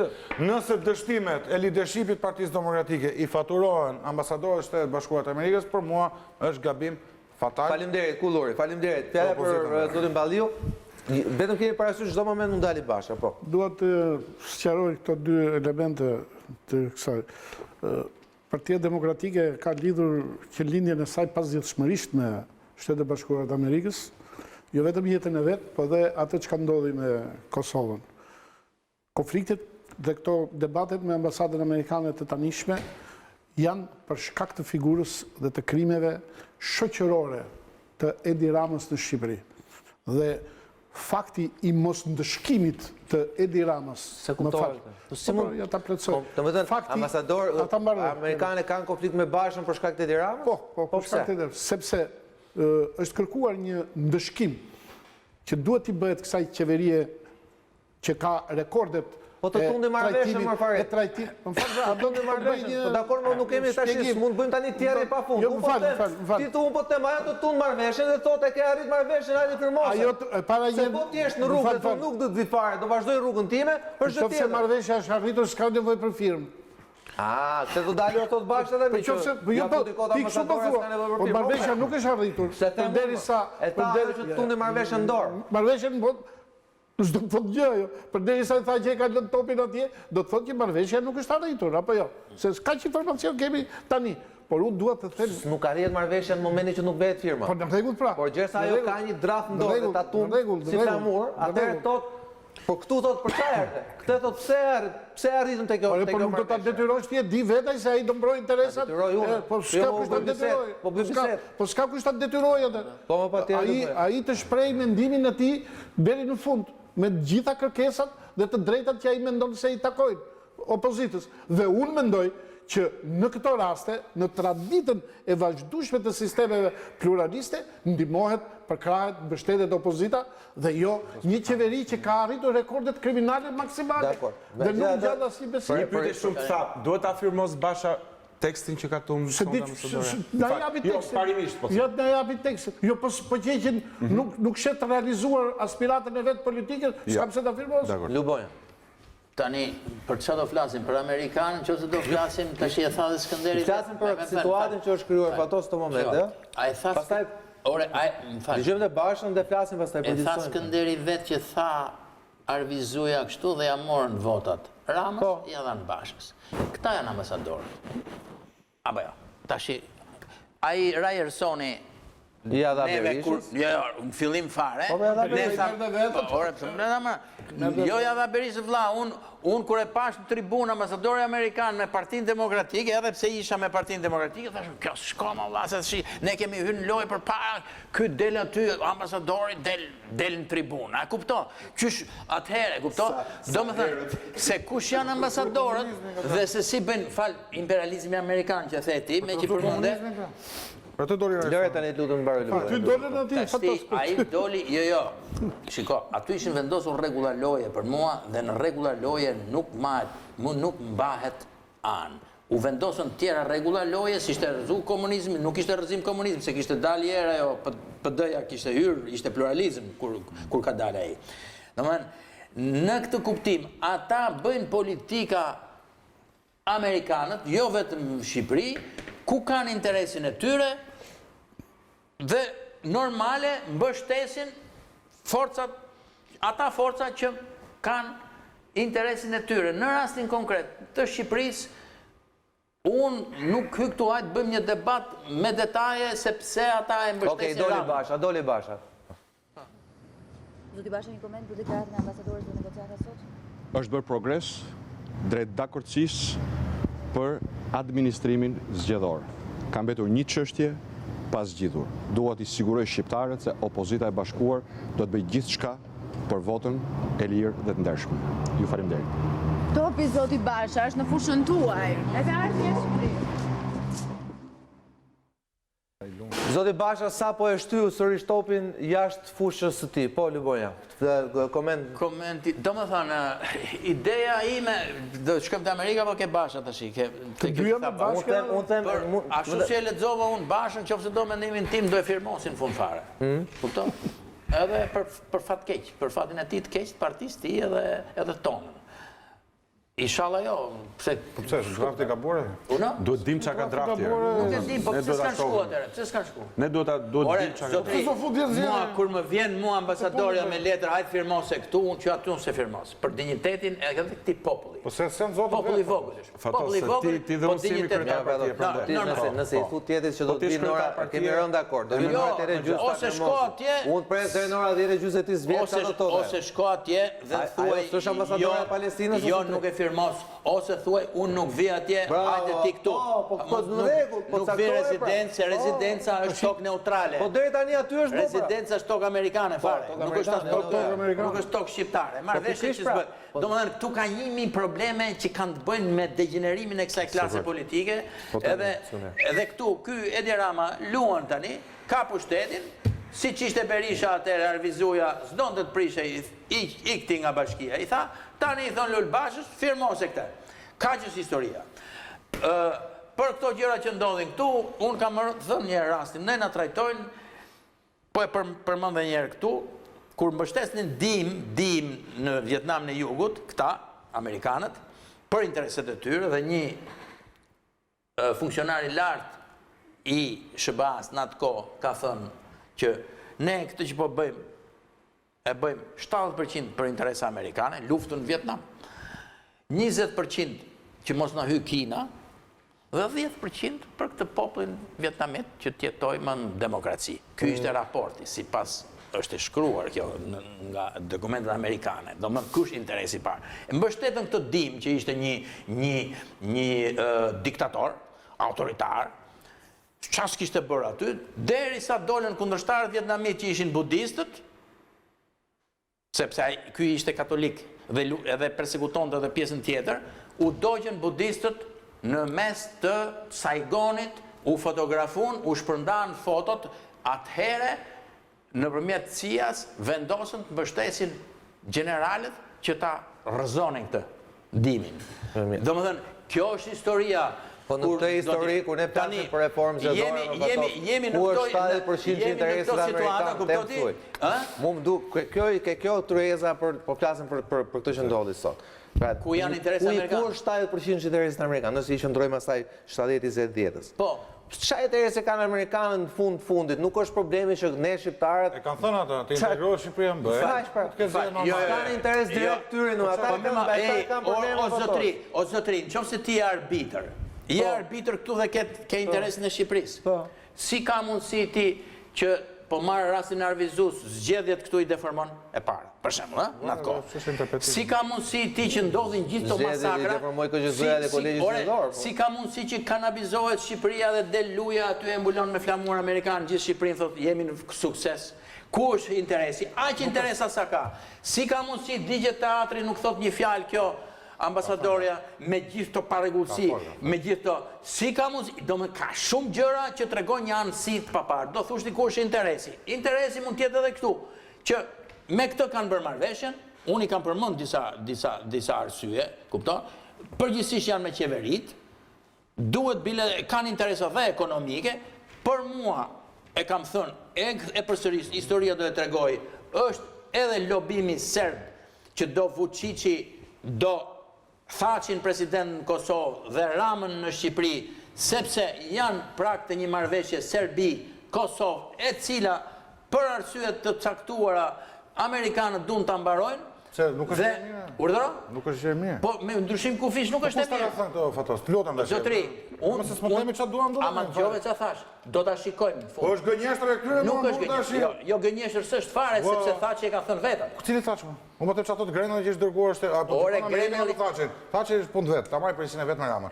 Ambasadori Grenalli te Berat Buzhani faqen në. Kur e tha? Po një muaj më kur ishte? Ku e tha? Nuk kam asnjë draft për ndarje territorësh. Jo, ai tha unë jam kundër tha. Se kam dëgjuar. Por edhe një herë ai tha në tavolinë nuk ka edhe një. Ai tha unë jam kundër përpara se ishte shprehur. Mos zotri, ore zotri, nuk do të. Shiko, më fal, atëherë po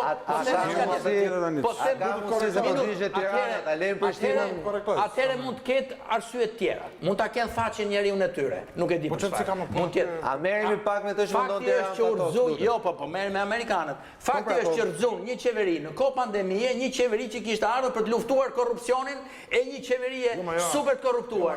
Më thuaj ti tash pse e mbështetën? Te mund të rrëzuani aventurier që me 26 mandate do të drejtojë Kosovën i vetëm. Ai big kurti, ja kjo është puna. Si ishte ashtu. Edhe që sabotoi marrëveshjen Serbi-Kosovë, dhe po mbjell frymat e amerikanë në Kosovë. Kaq, me qetë përqendrimin tim.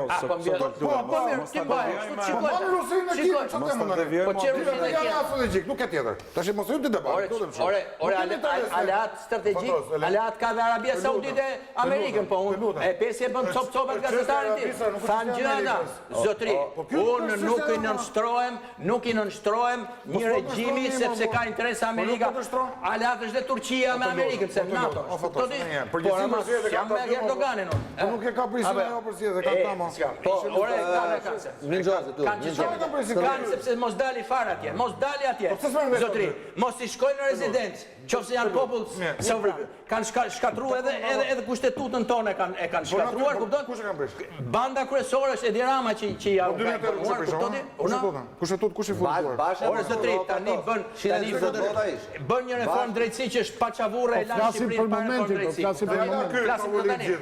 Le ja Luli Bashën ta ulin. Jo, ajo për Luli Bashën se fillim fole ndryshe, fole për Ramën, tash u ktheve me Bashën. Jo, mos jam tifozu kështu. Jo, me këto moment.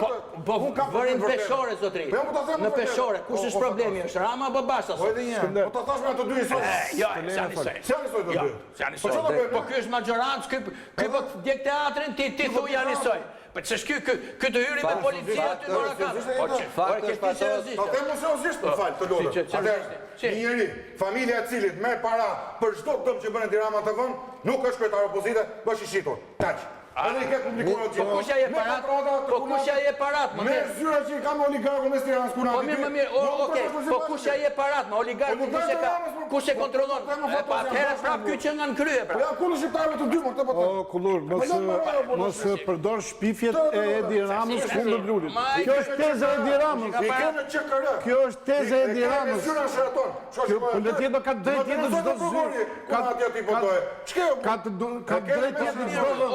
Se në pari që e kanë shpifet e tjiri, se janë shpifet tuja. Jo, po që, po kush e ti që vendosin ti ke, kush e ti që vendosin ti ke, edhe ti ke sali, edhe ti ke shpifet e sali. Unë nisëm nga fabrika shpifet e sali, ti ke edhe ti. Gjitha nga fabrika shpifet e sali Berisha si ke edhe ti. Gjitha nga fabrika shpifet e sali Berisha shtylla më e ndritur e politikës shqiptare. Pa tjetër, e kenë shpifet. Unë nuk po them shkoj ta marrë shtyllën në shpi. Shkoj ta marrë shtyllën në ta lele Luli Bashën e lirë pra. Ja e keti këtë që se le. Kështu, kush e di? Ja e keti që se le. Na diti. Ti trejte, po nuk e thot dot. Pse thot dot? Nuk e thot dot, jo, po Skënder. Shiko, Rama është një gjendje traumatike sa të kujton fundin e Rahut të tretë. Dhe kush e mbron në Ramën edhe sot, le të jetë kush të doj, le të vi nga kush të doj, Rama është njeriu që vendosi krimin. Sigurisht, Gjë ta bëj kush të doj. Kush është Skënder. Ajo nuk mbrojti. Nuk besoj se mbrojti njëri. Ajo miku im tha për Lulin. Vete sa herë duzi edhe. Po jo më se dakord. Ajo tha miku im. Miku im tha. A tha miku im.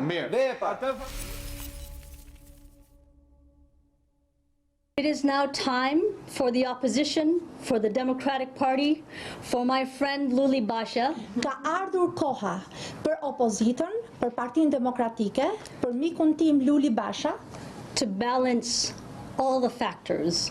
Që të baraspeshojnë, të balancojnë të gjithë faktorët. And say yes for the Albanian people. Dhe të thonë po për popullin shqiptar. And say yes for Albania in Europe. Dhe të thonë po për Shqipërinë në Evropë. The ball is in his court, the future is in his hands. Topi është në fushën e tij, e ardhmja është në duart e tij. Sogol, unë sonde këtu po shoh një, nuk e di çfarë shihni ju, unë shoh një film vjetër, me thënë drejtën tash. Dhe besoj bim dakord që kjo palë ka shpall gjysmën e ambasadorëve të Tiranës non grata në territoret e veta, në përzyra, duke filluar nga PD-ja, LSI-ja deri në presidencë, domethënë. Ne jemi përballë një situate kur në blok një panel politikanësh me ose pa pushtet aktualisht kontestojnë në grup një numër diplomatësh të huaj që sipas tyre shohin problem. Sonte ne pam që në këtë listë u fut virtualisht edhe Yuri Kim. Ishte jashtë liste, po tani me këtë lloj antagonizmi që ajo përdori dhe me këtë situatë që u krijua, me mos paraqitjen e përfaqësuesit të PD-s, sepse është edhe LSI-s, është e rëndë që në një negociat kaq të fokusuar dhe tek e cila është e gjithë vëmendja e kombit në këtë moment. Domethënë, siç dim ne, me media, me opinion publik, me të gjithë njerëzit që duan din doli marrëveshja, s'doli marrëveshja, çau bë, ç'asu bë. Dhe tani kjo lloj mungese që kërcet, dhe ajo letra që tundi ajo zonja me dorët dhe tha që merre vëre firmën se kjo është, por edhe përgjigja që ishte një jo përgjigje e zotit Bashës, se ne nuk komentuam fare, ne du vazhdu me debatet tona. Unë mendoj që vlen të komentohet dhe jo përgjigje e zotit Bashës. Nuk e di, kemi Bashën? Jo, komentohet, thash do e firmosi. Do e firmosi, e tha. Dakor, në tekstit Fatos, po problemi është që nuk mund t'i përgjigjesh një sfide kaq të madhe publike që të bën një diplomat i huaj, me një frazë dhe ti kësh pastaj... Ka frikë më vla, ka frikë. Po, kur gazetarët vjen braka dhe thonë, zotë Basha topi është fushën tënde. Po, ne ja kemi dhe në pushtetin këtyre, ma pse s'bën Maqedoni kështu këta s'bën asnjë vend Evropës nuk bëjnë kështu. Bëjnë Fatos, te nga zona jo, bëjnë përgjithsisht. Si ke ne jo.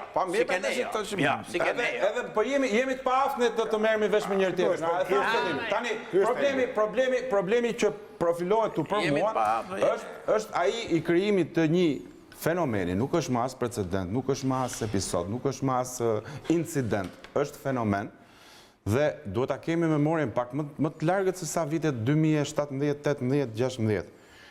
Ky antagonizmi i PD-s me Amerikanët është një histori që shkon shumë larg, është një film bardhëzi, fillon bardhëzi dhe vjen me ngjyra pastaj, sepse realisht nga pala tjetër, duke qenë parti ish komuniste, me thënë drejtën, Amerikanët kanë qenë realisht një vije kuqe e respektuar.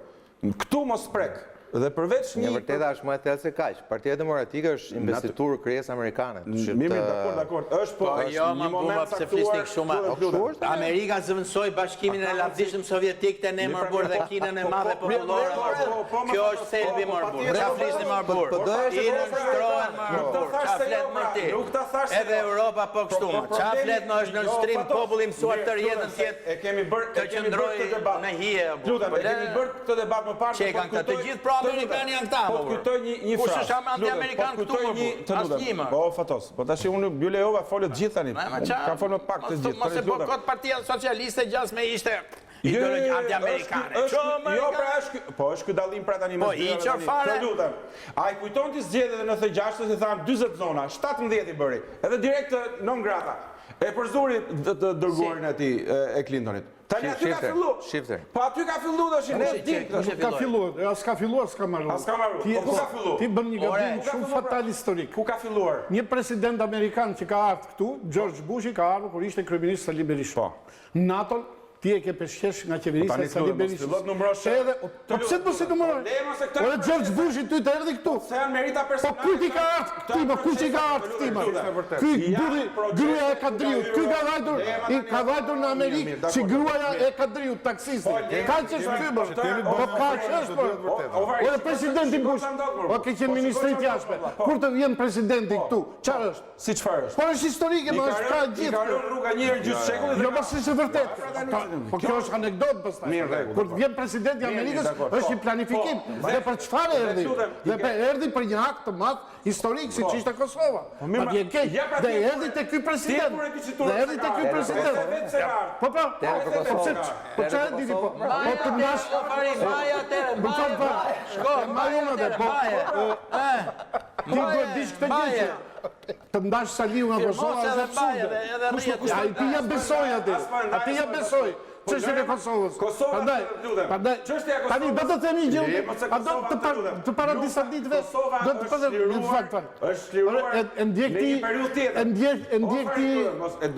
Po ai tha Bushi, kur e do. Sigur i tha. Times now. Kur e do? Ka shumë vjet keq tash. Mirë. Mos bëj këtë debat. Tani dëgjoj këtu. Ke dëgjuar intervistën e ambasadores amerikane? Problema e intervistën. Intervistën e ke dëgjuar tek Ilvatare? Atë çfarë tha? Çfarë tha? Ne tha e kemi ndihmuar atë reformën. Drejtësi kemi bërë këto, kemi bërë ato, po është përgjegjësia e qeverisë. Po edhe çfarë? Pra, gjithë këtë investim amerikan është ky njeri që e mashtron dhe e prish gjithë reformën nuk e ka realizuar. Qeveria, parlamentin e kishte, komisionit i kishte, këto i kishte, se bëri reformën. Bile e mori reformën, e kapi reformën. Janë non grata nga opozita më. Asnjëri më tjetër. Edhe kjo tha që miku im Luli Bashës, çfarë do marrin? A me thon ty miku e? A me thon ty si duket? Po miku nuk i thon gjysmës së Tiranës apo. Jo, këtë se dim, unë s'kam dëgjuar. Unë nuk kam dëgjuar ti thon gjysmës Tiranës. Unë kam dëgjuar që i tha Luli Bashës. Fari nuk shet dot një epitet tani ti për kraj. Jo, shumë të fortë. Shumë të fortë. Nëse je me Amerikën mbaj ambasadore, në nshtrojni letëri Edi Rama derisa ta mbajnë ata, edhe mos u lodh fare. Edhe me Luli Bashën rri aty, në nshtrojnë. Unë jam realist. Ti kemi jashtë fare, se ne presim nga ju, ti kemi dhe ne shpëtojnë. E sa e mbetët Fari, unë Do të themi, po të shikosh ambasadorin e Rooseveltit, mikun personal të tij, një biznesmen që çoi te Stalini, Frank Davis, raportet e ambasadorit të atëherë ishin në mbrojtje të gjyqjeve që bënte Stalini. Raportet e Frank Davis, e ke në librin e famshëm të biografik të... Kjo do me thënë që për çështje kardinale dhe të mëdha do të presim gjykime historike. Por të mbështetësh një autor, një diktator, si Edi Rama, që është shefi i krimit të organizuar, këtë do të zbërthej koha. Me që ju referove... Për këtë jam kritik. Me që ju referove historisë, edhe Mussolini ne ka mbështet deri në 1935-ën. Ai ka ardhur mbështet në 1923-shin, 22-shin. Dhe e kanë mbështet 12 vjet. New York Times e kompani. Mi mbaj është shtet. Do më thënë, New York Times është gazetë. Edhe pushteti. Bile edhe Hitlerin e kanë mbështetur dhe këta britanikët ca kohë. Po ty Leninin ta mbështeti Gjermanët, po çfarë? Atëherë pse ti do të vësh pikë pyetje me këta? Ti vësh pikë pyetje. Po patjetër Amerika. Më fal, unë s'po ta them. Më fal, ti duhet ta ndash. Ambasadorja. Ja, një sekondë. Gabojnë ata funi fare. Duhet patjetër. Ti duhet ta ndash pikpamjen time nga jotja dhe të mos më kanalizosh mua në njëri të verbër. U të thash, Frank Davis favorizon të gjyqjet e Stalinit, që ishte kriminale pa lejueshme, por ishte përpara një marrëveshje të madhe për luftën e dytë e tjerë. Prandaj, këto meritojnë vëmendje, plotësisht këto meritojnë, mos po sugjeron që amerikanët po mbrojnë Ramën për shkak të një marrëveshje madhe me Kosovën. Këto meritojnë vëmendje historike. Për sa i përket Koha i provon, më. Koha i provon. Tu jemi dakord dhe për këtë. Kurse kritiket, unë nuk mu ta fal kur që Donald Duja tha për Sajmir Tahirin, kur ishte për t'u arrestuar, tha që nuk duhet arrestuar. Po këtë do e fali Yuri Kim që vlerësoi që qeveria tha mik për kryetarin e opozitës. Ajo tha përpara qeverinë. Po çfarë është një po ta lavdërojmë. Ambasadorja është akredituar. Është akredituar te qeveria. Ajo ishte thjesht firmose. Ju nuk e shikoni dot që miku im ju nuk e shikoni dot që i njëjti tekst i ambasadores ishte i njëjti tekst i presidentit që tha, ore jemi përpara negociatave që tha presidenti. Edhe kjo të jetë njëtra. Pastaj ka shumë gjëra që duhet parë. Unë duhet të them një gjë. Edi Rama ka qenë dakord me atë që tha ambasadorja. Patjetër. Atëherë interesin e tij e ka parë, ai i ka dalë aty, është në rregull. Tani juve se ti je si i opozitës, tu. Jo si jam se unë jam i pavarë, tani juve gjykojeni vetë. Patjetër. Dhe për këtë punë, ai të faqe, ne kemi dhe një pikë dhe do të reagojmë. Edhe me siguri që do të reagojmë. Si gjithmonë. Atëherë, do doja në fakt, ka ndjekur debatin në distancë, unë e kisha parashikuar të ishim të pjesa e tretë të ftuarin tim të PES, zotin Adrian Shtuni, ekspert i çështjeve të sigurisë ndërkombëtare, i cili është i bazuar në Washington. Zoti Shtuni, mi mbrëma, faleminderit që patët durim, po besoj e keni ndjekur debatin, keni ndjekur dhe reagimin e zonjës Kim dhe reagimin e zotit Basha. Sigurisht, debati më pas zhvillohet, sidomos pas reagimit zonjës Kim, e cila një nga një anë lavdroi palën e mazhorancës për çështën e marrëveshjes, nga ana tjetër në metone misore por të ashpra e la topin në oborrin e opozitës të zotit Basha, dhe sigurisht tu debati është pozicione amerikanë, cili është interesi amerikan në këtë mes. U morën dhe shembuj histori nga zoti Balliu apo nga zoti Lubonja dhe nga ne të tjerët. Cili është komenti juaj për këtë? Pra cili është interesi amerikan në këtë çështje konkrete dhe pse kësaj radhe duket sikur kjo ambasadore e re duket e ka shumë alergji humbjen e kohës. Pra duket sikur tenton të shkojë gjërave shumë shpejt drejt dhe në kokë. Sigurisht nisur dhe nga interesat e shtetit saj. Po, faleminderit për ftesën, si gjithmonë. Ka dy gjëra. E para punës, amerikanët në përgjithësi janë shumë të fokusuar drejt objektivit dhe jo drejt historisë, debateve që ngajherë janë shterë, por janë shumë emocionale dhe nuk të nxjerrin asnjë lloj veprimi që është i drejtuar drejt një përfundimi të caktuar. Kështu, domethënë filozofi shumë në Amerikë nuk ka, realisht, në thënë drejtën. Sa e përket specifikisht problemit, unë mendoj që deri diku debatin që po bëhet tani në studion tuaj, e kuptoj që është çështje shumë komplekse, unë ndjek nga afër çështjen në Ballkan, po kryesisht në Shqipëri. Mendoj që interesi i Amerikës, e them edhe si në shtetet amerikane, si në shtetet shqiptar, me sa e di unë, e ndjej unë dhe e kuptoj unë, është që Shqipëria të jetë një vend i balancuar dhe që të ecë përpara. Që të arrish një marrëveshje, nuk më duket sikur është diçka a priori e një drejtimi apo një drejtimi tjetër. Rëndësika që të arrihet një marrëveshje, tani palët duhet që dakordohen për atë dhe nëse nuk ka dakordim, nuk do të ketë marrëveshje. Po mendoj pikë e parë, domethënë interesi këtu është që të lëvizet sepse Shqipëria ka stagnuar për një kohë shumë të gjatë. Se si do të arrihet kjo? Unë jam dakord me shumë nga ata parafolësit aty në studio që kërkojnë më tepër pronësi nga ana e aktorëve shqiptar për zgjidhjen e problemit i cili në fundit do të trashëgohet nga shqiptarët. Kjo është qasja ime në këtë moment. Mirë, Shtunit, falenderoj shumë. Duhet shkojmë me njëherë publicitet për të qetësuar pak situatën, po për të folur për një çështje po aq të rëndësishme, Amerika që merret me hallet tona, ndërkohë që ka një barr me halle të vetat. Rikthehemi pas pak.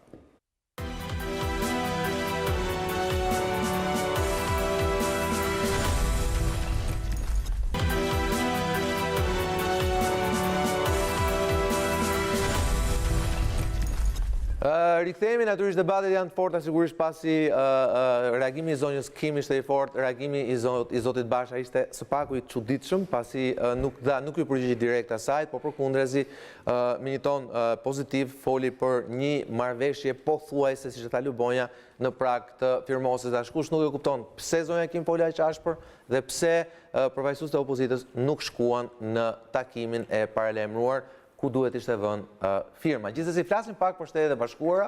Situata atje është e komplikuar pas vrasjes 8 ditë më parë të një afrikano-amerikani i cili u vra përballë kamerave, vdiq pra në duart e policëve në qytetin e Minnesotës. Prej atij momenti, Shtetet e Bashkuara janë futur në një kaos, në një krizë të thellë politike. Ushtria ka dalë në rrugët e qyteteve kryesore, pra garda kombëtare, dhe sot Mark Esper, sekretari ushtrisë, pra kreu i mbrojtjes i Pentagonit, doli dhe kundërshtoi në mënyrë të drejtë për drejtë shefin e tij të madh, pra të qeverisë të ekzekutivit, presidentin Donald Trump, duke deklaruar se ishte kundër përdorimit të ushtrisë dhe nuk njihte një akt të vitit 1807 i cili aplikohet në raste të tilla dhe pranoi pra që ishte dhe kundër daljes publike të presidentit Trump drejt një kishe afër sheshit Lafayette në Shtëpinë e Bardhë, aty ku policia vetëm pak minuta më parë kishte përzon në mënyrë të dhunshme mijëra protestues. Zoti Shtuni, do doja të lidhesha me ju fillimisht. Çfarë po ndodh në Shtetet e Bashkuara? Është një krizë e thellë politike, një krizë e thellë shëndetësore, një vit elektoral dhe një president i cili deri para pandemisë duke shumë pranë rizgjedhjes, po për shumë veta duket sikur ai e ka kaluar tashmë vijën e kuqe. Po, e drejt. Unë mendoj në të njëjtën mënyrë është një nga krizat më komplekse që ka pasur Amerika në vitet dhe ndoshta dekadet e fundit, sepse është pikërisht kompleksiteti që po ndodh në sfondin një krize papunësie. Domethënë jemi duke folur për 1 në 4 punëtor amerikanë janë pa punë aktualisht. Dhe pjesa më e madhe e këtyre njerëzve që janë pa punë, po t'i shikojmë statistikat, janë njerëz që i përkasin backgroundit afrikan-amerikan. Bile edhe po ta shikojmë sa i përket sëmundjes së Covidit, të virusit, pjesa më e madhe të prekurve nga virusi dhe atyre që kanë vdekur, fatkeqësisht janë nga shtresat pak më të varfra edhe që i përkasin këtij minoriteti. Për shembull në rastin e Washington DC, këtu ku jam unë, 80% atyre që kanë vdekur janë afrikan-amerikanë. Kjo nuk është në përputhje me Michigan, e njëjta gjë në New York. Ja, në kohë që ju flisni, shikojmë pamjet e rënda të vdekjes së George Lloyd në këmbët e policit Kevin Chauvin, i cili tashmë është arrestuar në kohë dhe 3 policë tjerë së bashku me të mund të jenë nën akuzën e vrasjes, ndërkohë që nuk kishte rezistencë, pas saj kanë shpërthyer protestat mëdha. Po na e fut pak në kontekstin jo thjesht politik dhe elektoral, po temi të një përplasje të fortë që duket brenda Amerikës. Presidenti Trump kur fitoi zgjedhjet në vitin 2016 nuk i fitoi si figurë bashkuese, sigurisht i fitoi si figurë ndarëse. Dhe le themi ai ka vazhduar në linjën e tij të politik bërjes këtë gjë. Por a mendoni që kjo çka ndodhi këtë javë, reagimi i tij ndaj protestave, mund t'ja rrezikojë atij rizgjedhjen përtej faktit që vendi është një krizë thellë ekonomike shkaktuar për shkak të pandemisë? Po, siç e përshkruat edhe ju, është një situatë goxha komplekse, edhe është një situatë që do të ketë, mendimi im është që do të ketë një ndikim edhe në rezultatet e zgjedhjeve presidenciale, mos harrojmë, është vetëm 5 muaj larg, zgjedhjet janë 5 muaj larg, dhe prandaj është e drejtë që të ndaloni pak tek faktori i polarizimit shoqëror. Polarizimi është i prekshëm, polarizimi është shumë i lartë. Tensionet janë, po thuaj, në 50 shtetet e Amerikës kanë ndodhur protesta kryesisht dukshme, dje nuk kanë qenë dukshme, për fat mirë, por gjithsesi ndihet polarizimi. Dhe dalja e sekretarit të Pentagonit sot kundër? Edhe dalja e... Apo shkon kjo krizë dhe brenda kabinetit, brenda vetë republikanëve, dje Steve King, një kongresmen amerikan i njohur për tonet e tij raciste dhe për supremacinë e bardhë, pra afër Ku Klux Klanit, dje i humbur primaret, pra nga vetë republikanët në këtë situatë të thellë krize, duket që dhe vetë republikanët po reflektojnë, pra duket ekstremet brenda tyre ata po i përjashtojnë në një garë të vështirë siç pritet ajo e nëntorit, që nuk është vetëm për ata, është edhe për Kongresin, është edhe për Senatin në mënyrë të pjesshme. Sakt, domethënë këtu ke disa probleme, po duhet të ndahen pak. Domethënë ke e para punës është dhuna policore. Dhuna policore e cila targeton në mënyrë diskriminuese, sidomos afrikano-amerikanë, statistikat janë aty. Problemi tjetër është pastaj racizmi në vetvete. Domethënë si shoqëri ne këtu në Amerikë kemi vuajtur të vuajmë nga racizmi dhe duhet ta pranojmë që është manifestim shoqëror. Nuk është vetëm çështja që policët janë që po e bëjnë këtë. Policët nuk janë racistë. Policët janë reflektimi i shoqërisë. Dhe fatkeqësisht është një bagazh i të kaluarës amerikane dhe i të tashmes amerikane, duhet ta pranojmë këtë. Dhe është moment për vetë reflektim. Fatkeqësisht ka pasur politikanë që janë munduar ta shfrytëzojnë këtë moment për qëllimet e tyre të ngushta politike.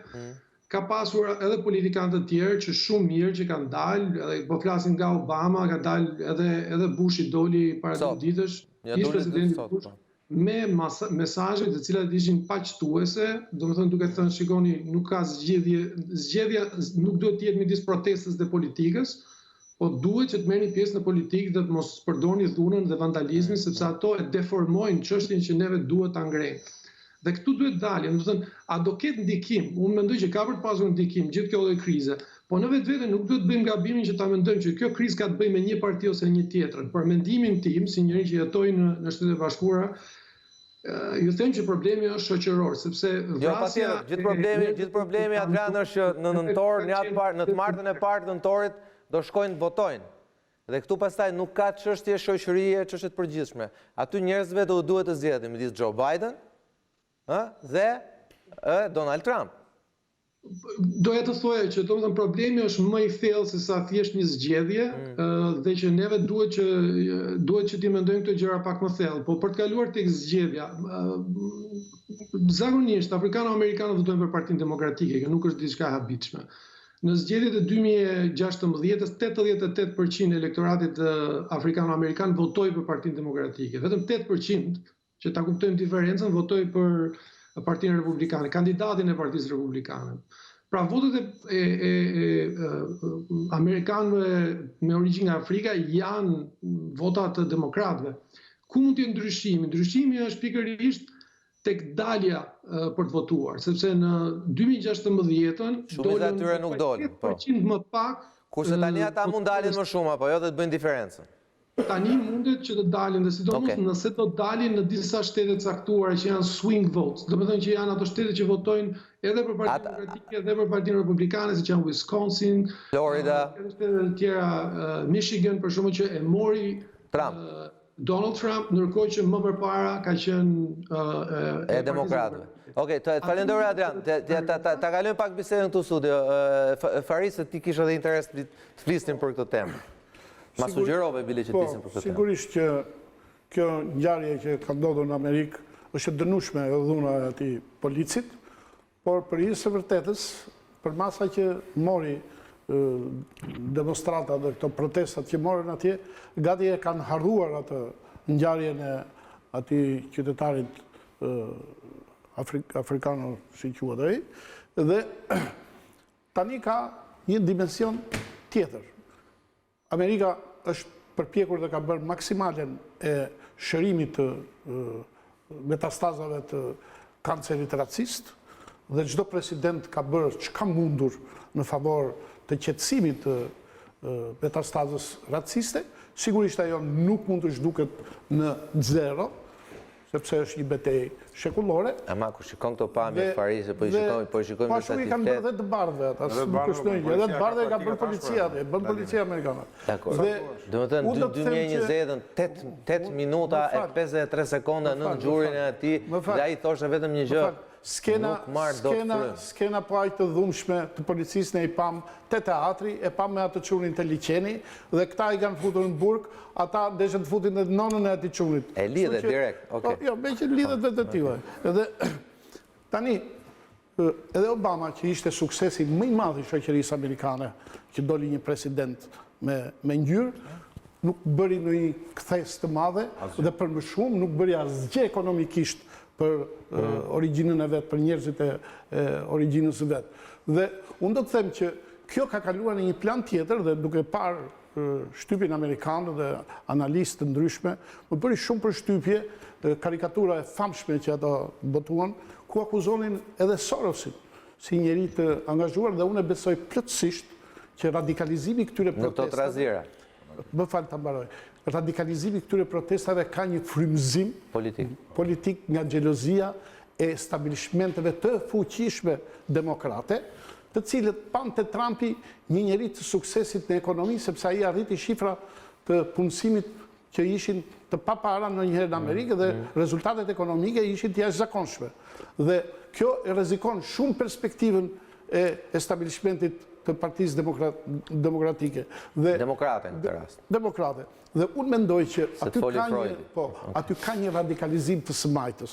Jo vetëm për organizatën që përmendën Atifën e... Antifën që... Po, aty ka një radikalizim të madh të së majtës. Dhe me thënë drejtën, dhe këtu po e them me përgjegjësi dhe do kisha dëshirë të mbajsh një pjesë e konflikteve dhe kontraditave që ndodhin me ambasadat në qeverisje e këtyre viteve, kanë sepse diplomacia është atakuar nga konflikti politik ideologjik në qendër në Amerikë. Departamenti, shtëpia e bardhë, numri i punësimeve në këtë krah, individ të fuqishëm, të më thënë që nuk e pranuan dhe nuk u pajtuan kur me fitoren e befasishme të Trumpit, i cili nga ana e vetë ka edhe ai atë pjesën e tij të radikalizimit. Ka, është figurë ndarës, ai nuk e fsheh atë. Por ai solli Parulla e tij ishte një, për ishte vërtetës, ishte një vazhdimi tezës së Kennedy-t që gjithçka për Amerikën. Atë që tha Kennedy që mos pyet çfarë ka për Amerika për ty, po pyet çfarë ka për ty për Amerikën. Dhe ky arriti një sukses shumë të madh. Por unë po e nënvizoj. Pra jo thoni që ka ndikime, ka mbështetje. Pa dyshim. Dhe unë mendoj që struktura sorosiane që pret Majtas, se keni parasysh një gjë. E Majta sot në botë, pavarësisht ka portretet që ka, nuk është e Majta as kremi i Mitterrandit, kremi francez i Mitterrandit, as e Majta klasike. E Majta sot është një imituse e idealeve të Smajtës, por i përket të djathtës personalisht nga pasuria dhe veprimet që bëjnë. Shikoje këtu. Ky është një problem i madh i hipokrizisë Smajt. Nga ana tjetër, të majtët Borgjez. Nga ana tjetër, ka dhe një problem. Të majtët aristokratë është një ndryshim. Ka dhe një problem. Ka dhe një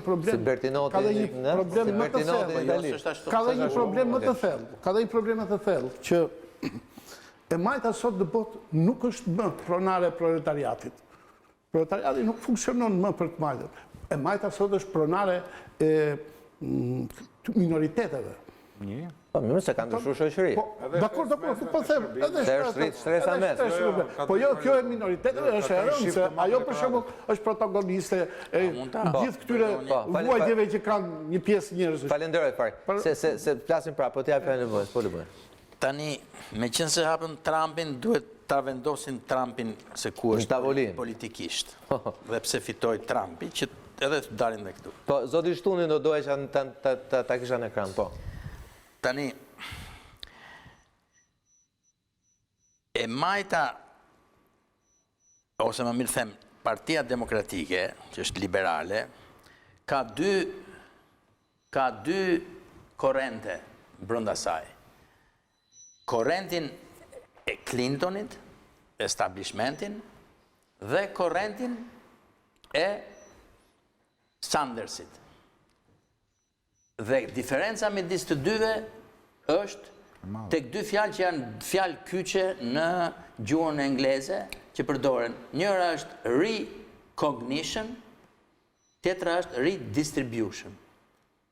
Clintoni përfaqëson recognition, që do të thotë njohja e të drejtave të njeriut, njohja e pikërisht lufta kundër racizmit, njofta e minoriteteve gjitha. Ndërsa redistribution ka të bëj me rishpërndarjen, që ka të bëj me barazin sociale. Kjo është e thellë, kalon anash drejt komuniste. Pra,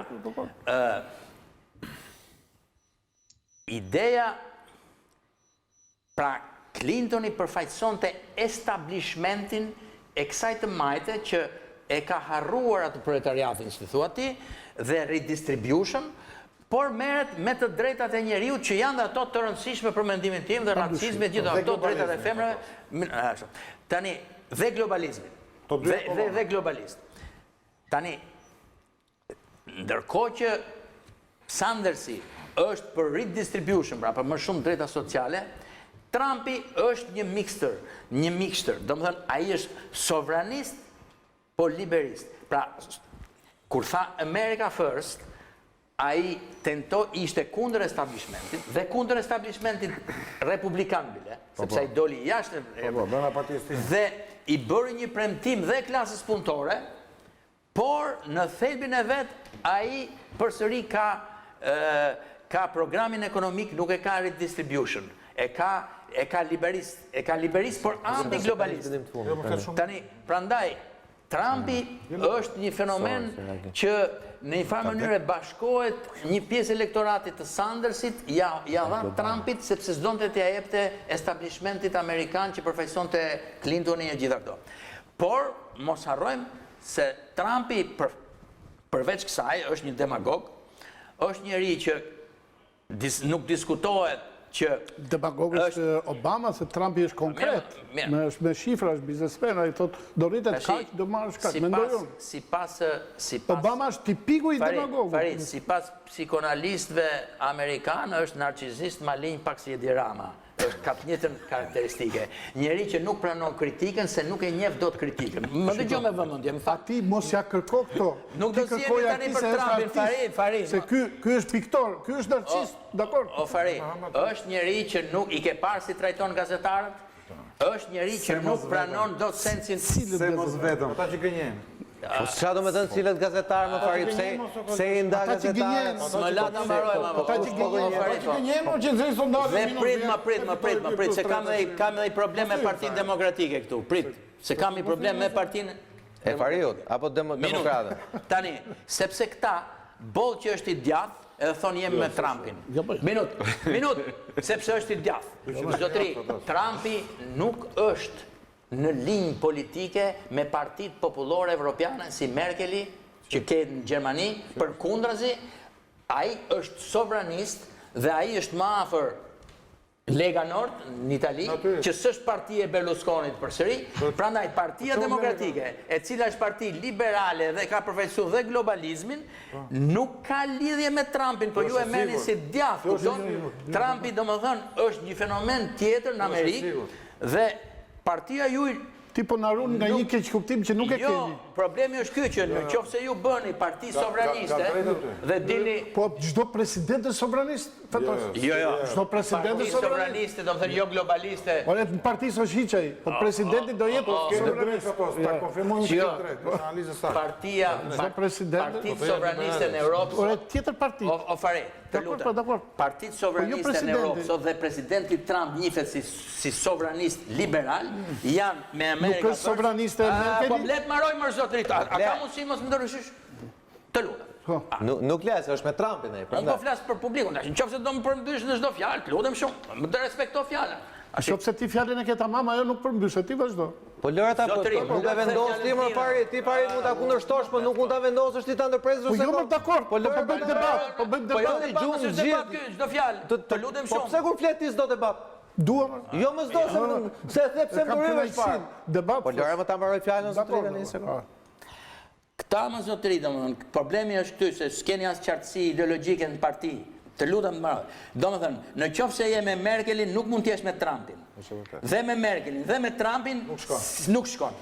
Unë do doja të ishit parti sovraniste ju në kuptimin me politika sociale, e djathtë sociale, që nuk jeni. Jeni ashtu pa kolonë. Në qofë se do, pa një identitet, mos e merë për fyrje. Po, nuk e keni, se me Trumpin, ju nuk duhet ishit me Trumpin, në qofë se ishit me Merkelin, se po e thjeshtësoj fare. Dhe në këtë kuptim, Trumpi është një fenomen dhe këtu tani, tek sovranizmi i Trumpit, tek anti-emigracioni i Trumpit,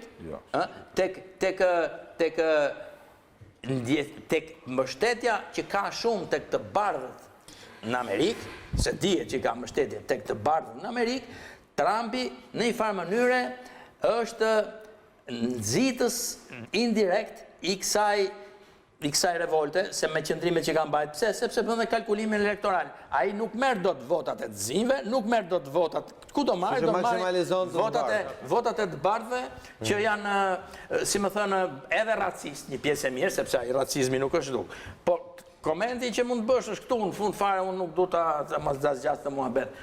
Unë kam këtë ide që ai popull, e pas që bëri ju atje, ai është popull, ajo është mosbindje civile, s'ka ambasadë amerikane atje ka drejtësi, ku s'ka ambasadë amerikane ka drejtësi, e bëjnë kështu dhe për mua dhe njeriu nuk reagon vetëm me vot edhe me protestë paqësore. Okej, atëherë do doja, para se të fjalën Skënderit dhe Kullurit, do doja një reagim nga shtuni për këto që dëgjuat nga deklaratat e zotit Balliu dhe Fatos Lubonjës, por para se të fjalën një reagim, sigurt ka dëgjuar Soros e ty Fahri.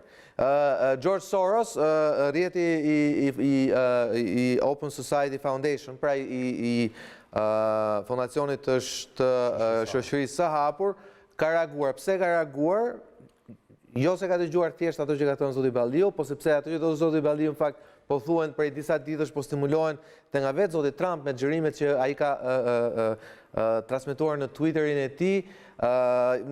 Atë më përpara do doja, pra ka një shkallë temi sulmesh në rrjetet sociale ndaj një implikimit mundshëm të George Soros dhe menjëherë para pak minutash ka arritur një reagim, kemi një breaking news nga fondacioni Soros. Kjo është reagim botëror, global, jo vetëm për Shqipërinë, por edhe për Shqipërinë. Sipas kësaj deklarate, ne ndajemi, thot Fondacioni Soros, nga dhuna e çfarëdo lloji dhe nuk do të lejojmë akte destruktive të disave, të pak disave, na spostojmë vëmendjen tonë nga puna themelore e bashkimit dhe e pjekjes së një të ardhmeje më të mirë për të gjithë fqinjët tanë. Ne me krenari mbështesim organizata të cilat promovojnë angazhimin civil dhe të drejtat e gjithë amerikanëve për të mbajtur përgjegjës qeverinë për shqetësimet e tyre. Ata që protestojnë vdekjen e zotit Floyd, pra George Floyd, zezaku që vdiq në duart e policisë, e bëjnë këtë, thot, nisur nga shqetësimi i thellë për vendin e tyre. Nuk e bëjnë këtë sepse paguhen nga fondacione apo nga ndonjë tjetër, ashtu siç disa cinik pretendojnë. Të tilla akuza janë false, janë fyese dhe i bëjnë një shërbim të keq themi shtratje të demokracisë tonë, ashtu siç është përcaktuar në amendamentin e parë të kushtetutës. Fuqia e popullit për të kërkuar llogaridhënie dhe për të lëvizur atë dheun e tyre afër këtyre idealeve është e vazhdueshme dhe nuk ndalon. Shtuni një koment juaj për këtë debat deri tani dhe për këtë reagim të Soros në këto momente. Po janë të paktën 4 pika kryesore që unë do t'i prek shpejt e shpejt. Para punës në Amerikë shoqëria ka taban social. Njerëzit nuk kanë nevojë të paguhen, ju siguroj që dalin dhe të protestojnë, përkundërse do të ishin paguar biliona dollar për 400 plus protesta që kanë ndodhur në 50 shtete. Kështu që, do të thënë, unë e kuptoj këtë teoritë konspirative vlojnë edhe paguajnë mirë, sepse ka shumë klike në për formate mediatike të cilat janë të dyshueshme nga cilësia dhe nga identiteti, se s'dihet se ato në të vërtetë nga kush paguhen. Po unë ju kisha siguruar për këtë punë që të jeni sigurt që protestat kanë qenë motivuara nga interesi qytetar. Paktën po flas për një pjesë të mirë, nuk mundemi të përjashtojmë që ka njerëz që kanë qëllime të mbrapshta. E dyta punës sa e përket Clintonit dhe Sandersit. Unë e preka pak se do të shikosh të dhënat dhe po të shikosh numrat dhe si dolën zgjedhjet, e kupton pse Clintoni nuk fitoi.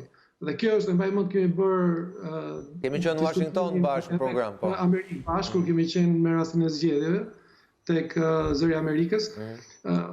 Clintoni nuk ishte e preferuar si nga ana e votuesve afrikano-amerikanë. Nuk e humbi vetëm për asaj, nuk ishte e preferuar as nga votuesit e bardhë të partisë së saj. Domethënë, le të jemi të saktë, ajo shikohej si pjesë e establishmentit dhe nuk kanë bërë mjaftueshëm për njerëzit të cilët kanë vuajtur ose janë pjesë e shtresave të cilat kanë nevojë për më tepër mbështetje. Po ashtu edhe Sanders, ne mund ta shikonim edhe tek votimet primare që ndodhen tash brenda Partisë Demokratike. Në vendet nga jugu, në shtetet e jugut, nuk krahasoj fare me Bidenin, sepse Bideni në fakt është, pavarësisht se është pjesë e establishmentit, është i ndërthurur, është i ndërlidhur në legacy-n e tij, në aspektin e identitetit të politik me Obamën. Dhe votuesit e zi e shikojnë si një alternativë shumë më të pranueshme. Dhe prandaj ai ka shanset më të mira që të zgjidhet gjatë zgjedhjeve të ardhshme.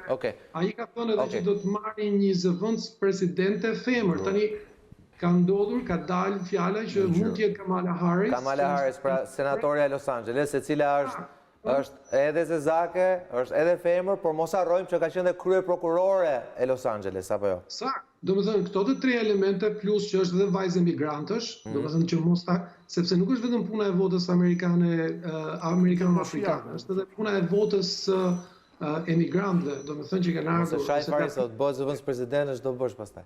Po. Sakt, domethënë po ti shikojmë gjitha këto komponentë, kjo do del këtu. Pastaj elementi i fundit që doja të përmendja është oportunizmi politik. Shko, oportunizm politik e për të pasur gjithandej. Nuk diskutohet, është një shprehje që thotë mos e lër një krizë të shkojë dëm. Kjo është një krizë nga e cila mund të fitohen pikë politike me elektoralet specifike, qoftë në një krah apo në krahun tjetër. Nuk do doja ti pikturoja si të bardhë, elektorati bardhë apo elektorati zi. Po elektoratet të cilat mbështesin një ideologji politike të caktuar. Deri diku. Shtunet, falenderoj. Minxhozi?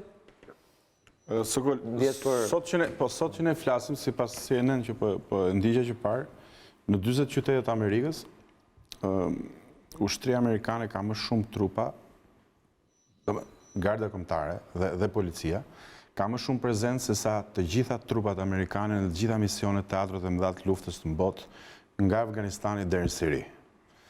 Që t'jep kuptosh pak a shumë masën e tensionit dhe të asaj majisje sociale që ka prodhuar vrasja e afrikano-amerikanit Floyd. Unë e shoh modestisht se ne këtu diskutojmë në atë pjesën tonë të botës dhe nga mënyra se si ne i shohim. Unë e shoh këtë që po ndodh në Amerikë edhe si një zgjatim, ose më mirë themi si fazën më traumatike të një politike ndarje dhe polarizimi të skajshëm që ka prodhuar presidenca Trump, sepse Donald Trump e ka një ndër postulatet e tij që plumbi del me plumb dhe e keqja del me të keqja. Do me thënë, sa herë që është në vështirësi, do të gjesh në akauntin e tij të Twitterit një zinxhir mesazhesh inflamatore që të gjitha, që i hedhin benzinë zjarrit dhe që duket sikur në vend që ai të ketë një rol më përbashkues, presidencial, paqëtues etj, ai është një figurë nxitse, si thosh, siç tha dhe frazën që këto orë po diskutohet shumë, që kur fillojnë vjedhjet, fillojnë të shtënat. Me fjalë, si Rama pra ta shtonon kritikën në si qik. Po është një dimension, sepse realisht po të shohim, nëse do të flasim konkretisht edhe me nëse do të flasim konkretisht dhe me produkt. Sot i doli sekretari mbrojtjes, i doli hapur kundër, që është. Nëse do të flasim konkretisht dhe me produkt shumë shkurt, nuk duhet se është temë shumë e gjatë. Meritonte më shumë pjesë, po. Po, Trumpit i afishohet si sukses dhe është sukses nacionalizmi ekonomik të qenit sovranist, një politik e ashpër e jashtme, por që njëherë është mund të shihet edhe si një pikë e dobët e një vendi si Amerika, që nuk mund të jetojë pa qenë kudo dhe pa qenë i fortë kudo. Siç ajo ambasadora që doli sonte dhe na imponoi një tekst që ne akoma nuk e dim çka ka brenda. Po ta shohim se çka bër Trumpi në këtë sens, ju kujtoj vetëm kaq. Zbrazi la bosh Sirin në mënyrë që aty të hynte Rusia. Shumë shkurt.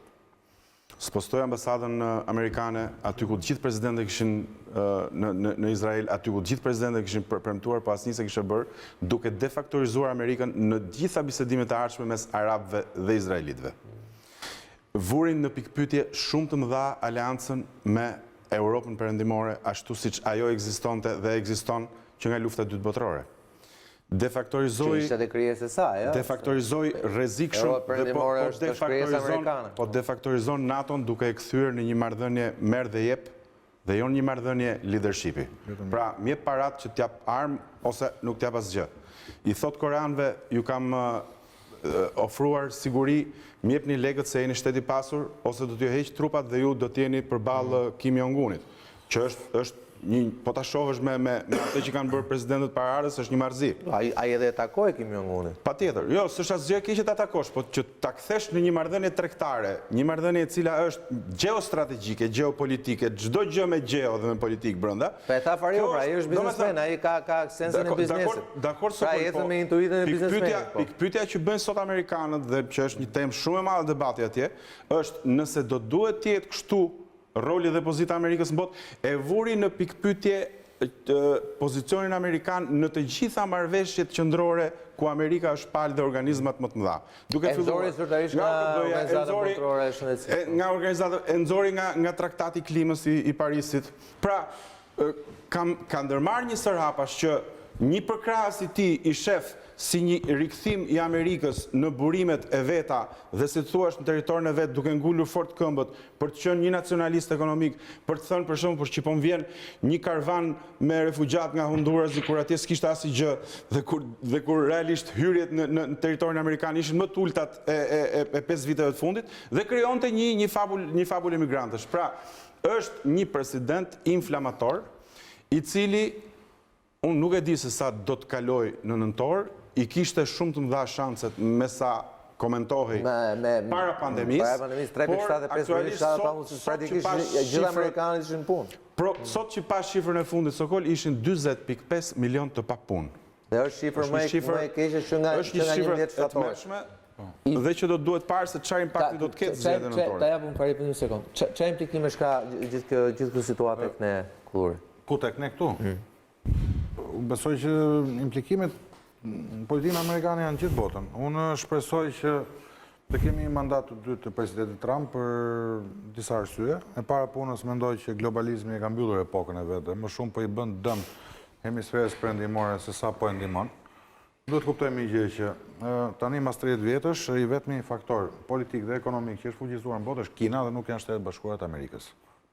Unë mendoj që ne nuk është as Rusia pra e dyta. Jo, ekonomikisht flasim Kina dhe shikoj, Rusia është në fuqi ushtarake krahasimisht me Kina dhe ekonomike dhe jam çuditur kur GDP-ja e Rusisë ishte barabartë me GDP-n e shtetit New York.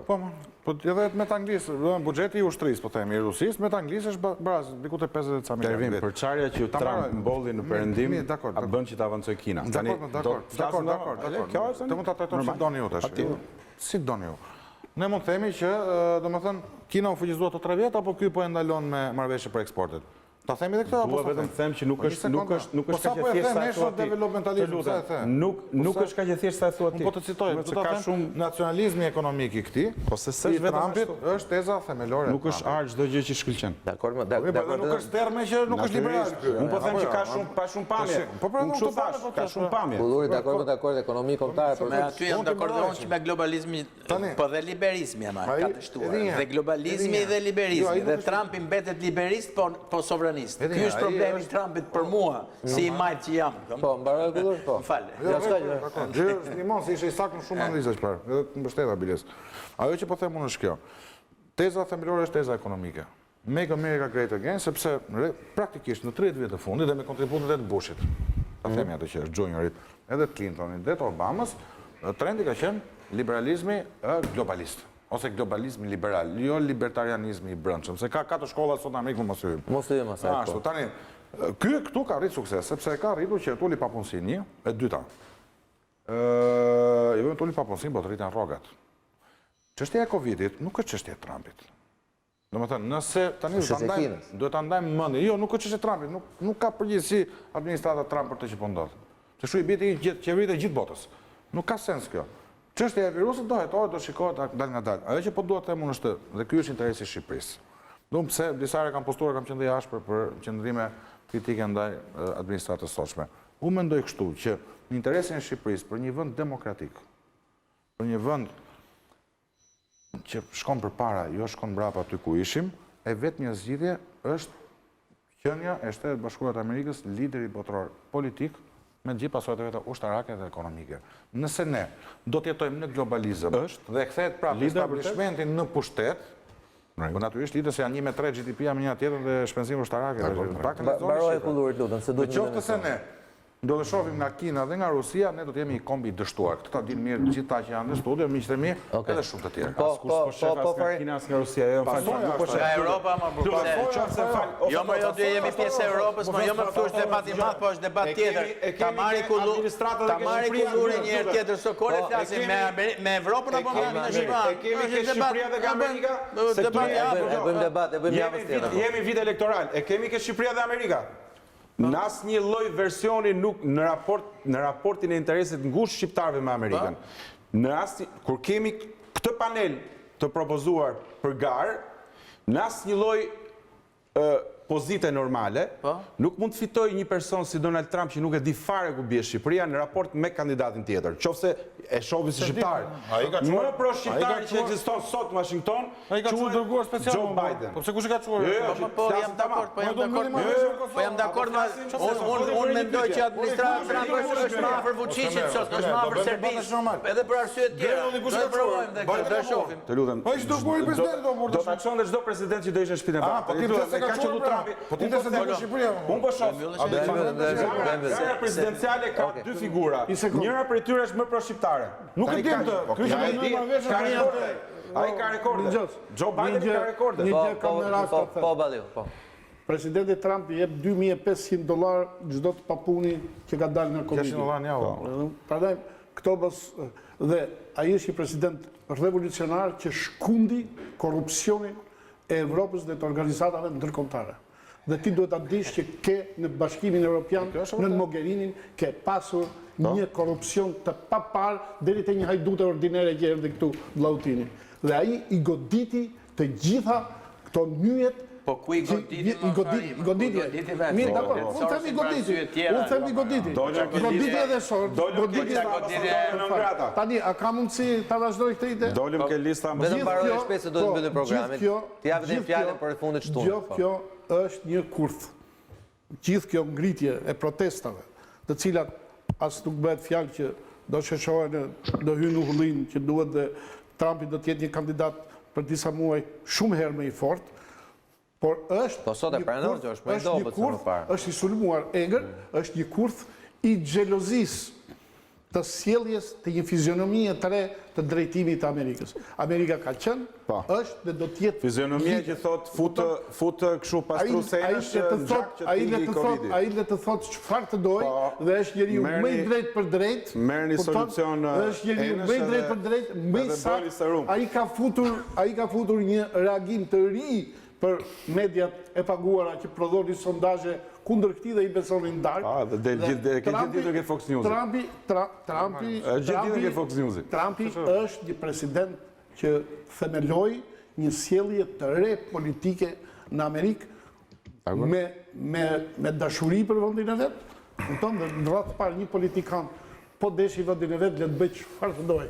Më kujtohet një shprehje e Robert Elcit, po e kishte për Berishën, që thotë Berisha ka konceptin e gabuar që çfarë është mirë për të është mirë për vendin e tij. Jo, çfarë është mirë për vendin po them unë, mirë për presidentin. Më vjen këtë nga Elci ka vdekur dhe ne jemi të gjallë që e ka dhe Donald Trump. Bashkë me vdekjen pas ka marrë dhe këtë fjalë. Po kjo unë po flas për Donald Trumpin që tregoi me atë Amerika e para tregoi një dimension intelektuale, më nuk është lëvizja Shqipërisë. Se më duhet ta mbyll. Fjala e fundit për ju shtunin. Çfarë ishte pyetja?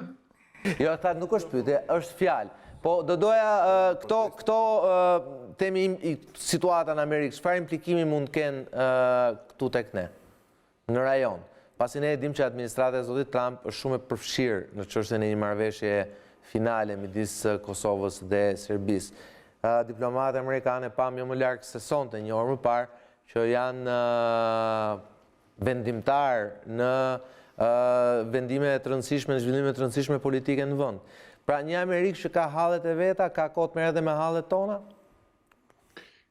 Amerika është e madhe, ka mundësi që të merret me shumë gjëra në të njëjtën kohë, por nuk është një zhvillim pozitiv, as brenda për Amerikën, as për angazhimet e Amerikës në planin ndërkombëtar, ky destabilitet që është krijuar brenda për brenda.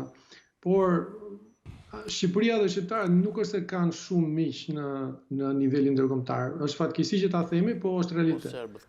Amerika është njëri ndër të vetmit vende edhe shqyqyr që është edhe vend shumë i fuqishëm, që ka për mendimin tim interes shumë pozitiv ndaj Shqipërisë, kështu që rëndësika që të fokusohemi jo tek një administratë, por ke administrata tjetër, po kuptojmë që Amerika nuk ka qëllime negative, ose si themi Amerika në vetvete, po flas ndaj Shqipërisë, ose shqiptarëve, nëse do të ketë një zgjidhje të problemeve, rëndësika që gjithë shqiptarët jenë më të vendosur dhe më pjesëmarrës në zgjidhjet e problemeve të tyre në vend që të shkojnë qajnë ke ambasadat sa herë që kanë probleme. Kështu që unë jam totalisht për rritjen e dinjitetit të shqiptarëve, por në pas pari duhet fillojnë të flasin me njëri tjetrin.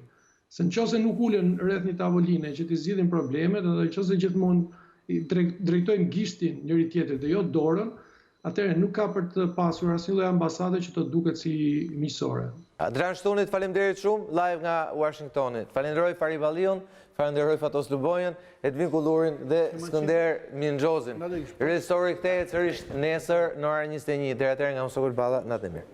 Unë nuk e kuptoj. Pse duhet patjetër me skifterb diplomatik mbi krye ne në vitin 2020 të bisedojmë, ndërkohë që kemi filluar negociatat për Bashkimin Evropian, domethënë më dëshpëruese se kjo lloj situate që shohim. Unë jam i bindur që ky regjim nuk rrëzohet me zgjedhje. Për mua, ky nuk rrëzohet me zgjedhje. Ky regjim kërkon lëvizje popullore, protesta, shumë gjëra, edhe zgjedhje, se në fund fare, nuk po them që të bëhet luftë civile. Ne disfunksionin e kemi të opozita. Nuk e kemi të majorancën. Edi Rama vjet kush është. Por ne kemi të njëjtin model në princip të shtrirë në opozit, këtu na mungon besimi. Se ky vend mund të ketë qeverisje më të mirë mas një viti. Tia demokratike negocion, jo me Damianin, Gjignuri, negocion me Ramën, por Rama është Al Capone i zgjedhjeve. Mos mbështetje e lista e hapura nga PD-ja, se po them një herë nga Edi Rama nuk e pres, ka zhgënjur për herë të disat herë shumë njerëz. Si jemi ne, ky është një degradim. Sepse unë shoh situatën në Shqipëri shumë dramatike. Unë këtu shoh një regjim i cili ka kapur gjitha institucionet. It is now time for the opposition, for the Democratic Party, for my friend Luli Bashës. Ka ardhur koha për opozitën, për Partinë Demokratike, për mikun tim Luli Bashë, to balance all the factors. Që të paraspeshojnë, të balancojnë të gjithë faktorët. And say yes for the Albanian people. Dhe të thonë po për popullin shqiptar. And say yes for Albania in Europe. Dhe të thonë po për Shqipërinë në Evropë. The ball is in his court, the future is in his hands. Topi është në fushën e tij, e ardhmja është në duart e tij. Përplasjet më të mëdha me faktorët ndërkombëtar dhe sidomos Shtetet e Bashkuara të Amerikës i ka pasur opozita në drejtimin e Luli Bashës. Është bërë progres drejt dakordësisë për administrimin zgjedhor. Ka mbetur një çështje pa zgjidhur. Dua t'i siguroj shqiptarët se opozita e bashkuar do të bëjë gjithçka për votën e lirë dhe të ndershme. Ashtu që e lexova unë Bashën, nëse do mendimin tim do e firmosin fund fare. Kupton? Edhe për fat keq, për fatin e tij të keq, të partisë të tij edhe tonë. Amerikanët në përgjithësi janë shumë të fokusuar drejt objektivit dhe jo drejt historisë, debateve që nga herë janë shterë, por janë shumë emocionale dhe nuk të nxjerrin asnjë lloj veprimi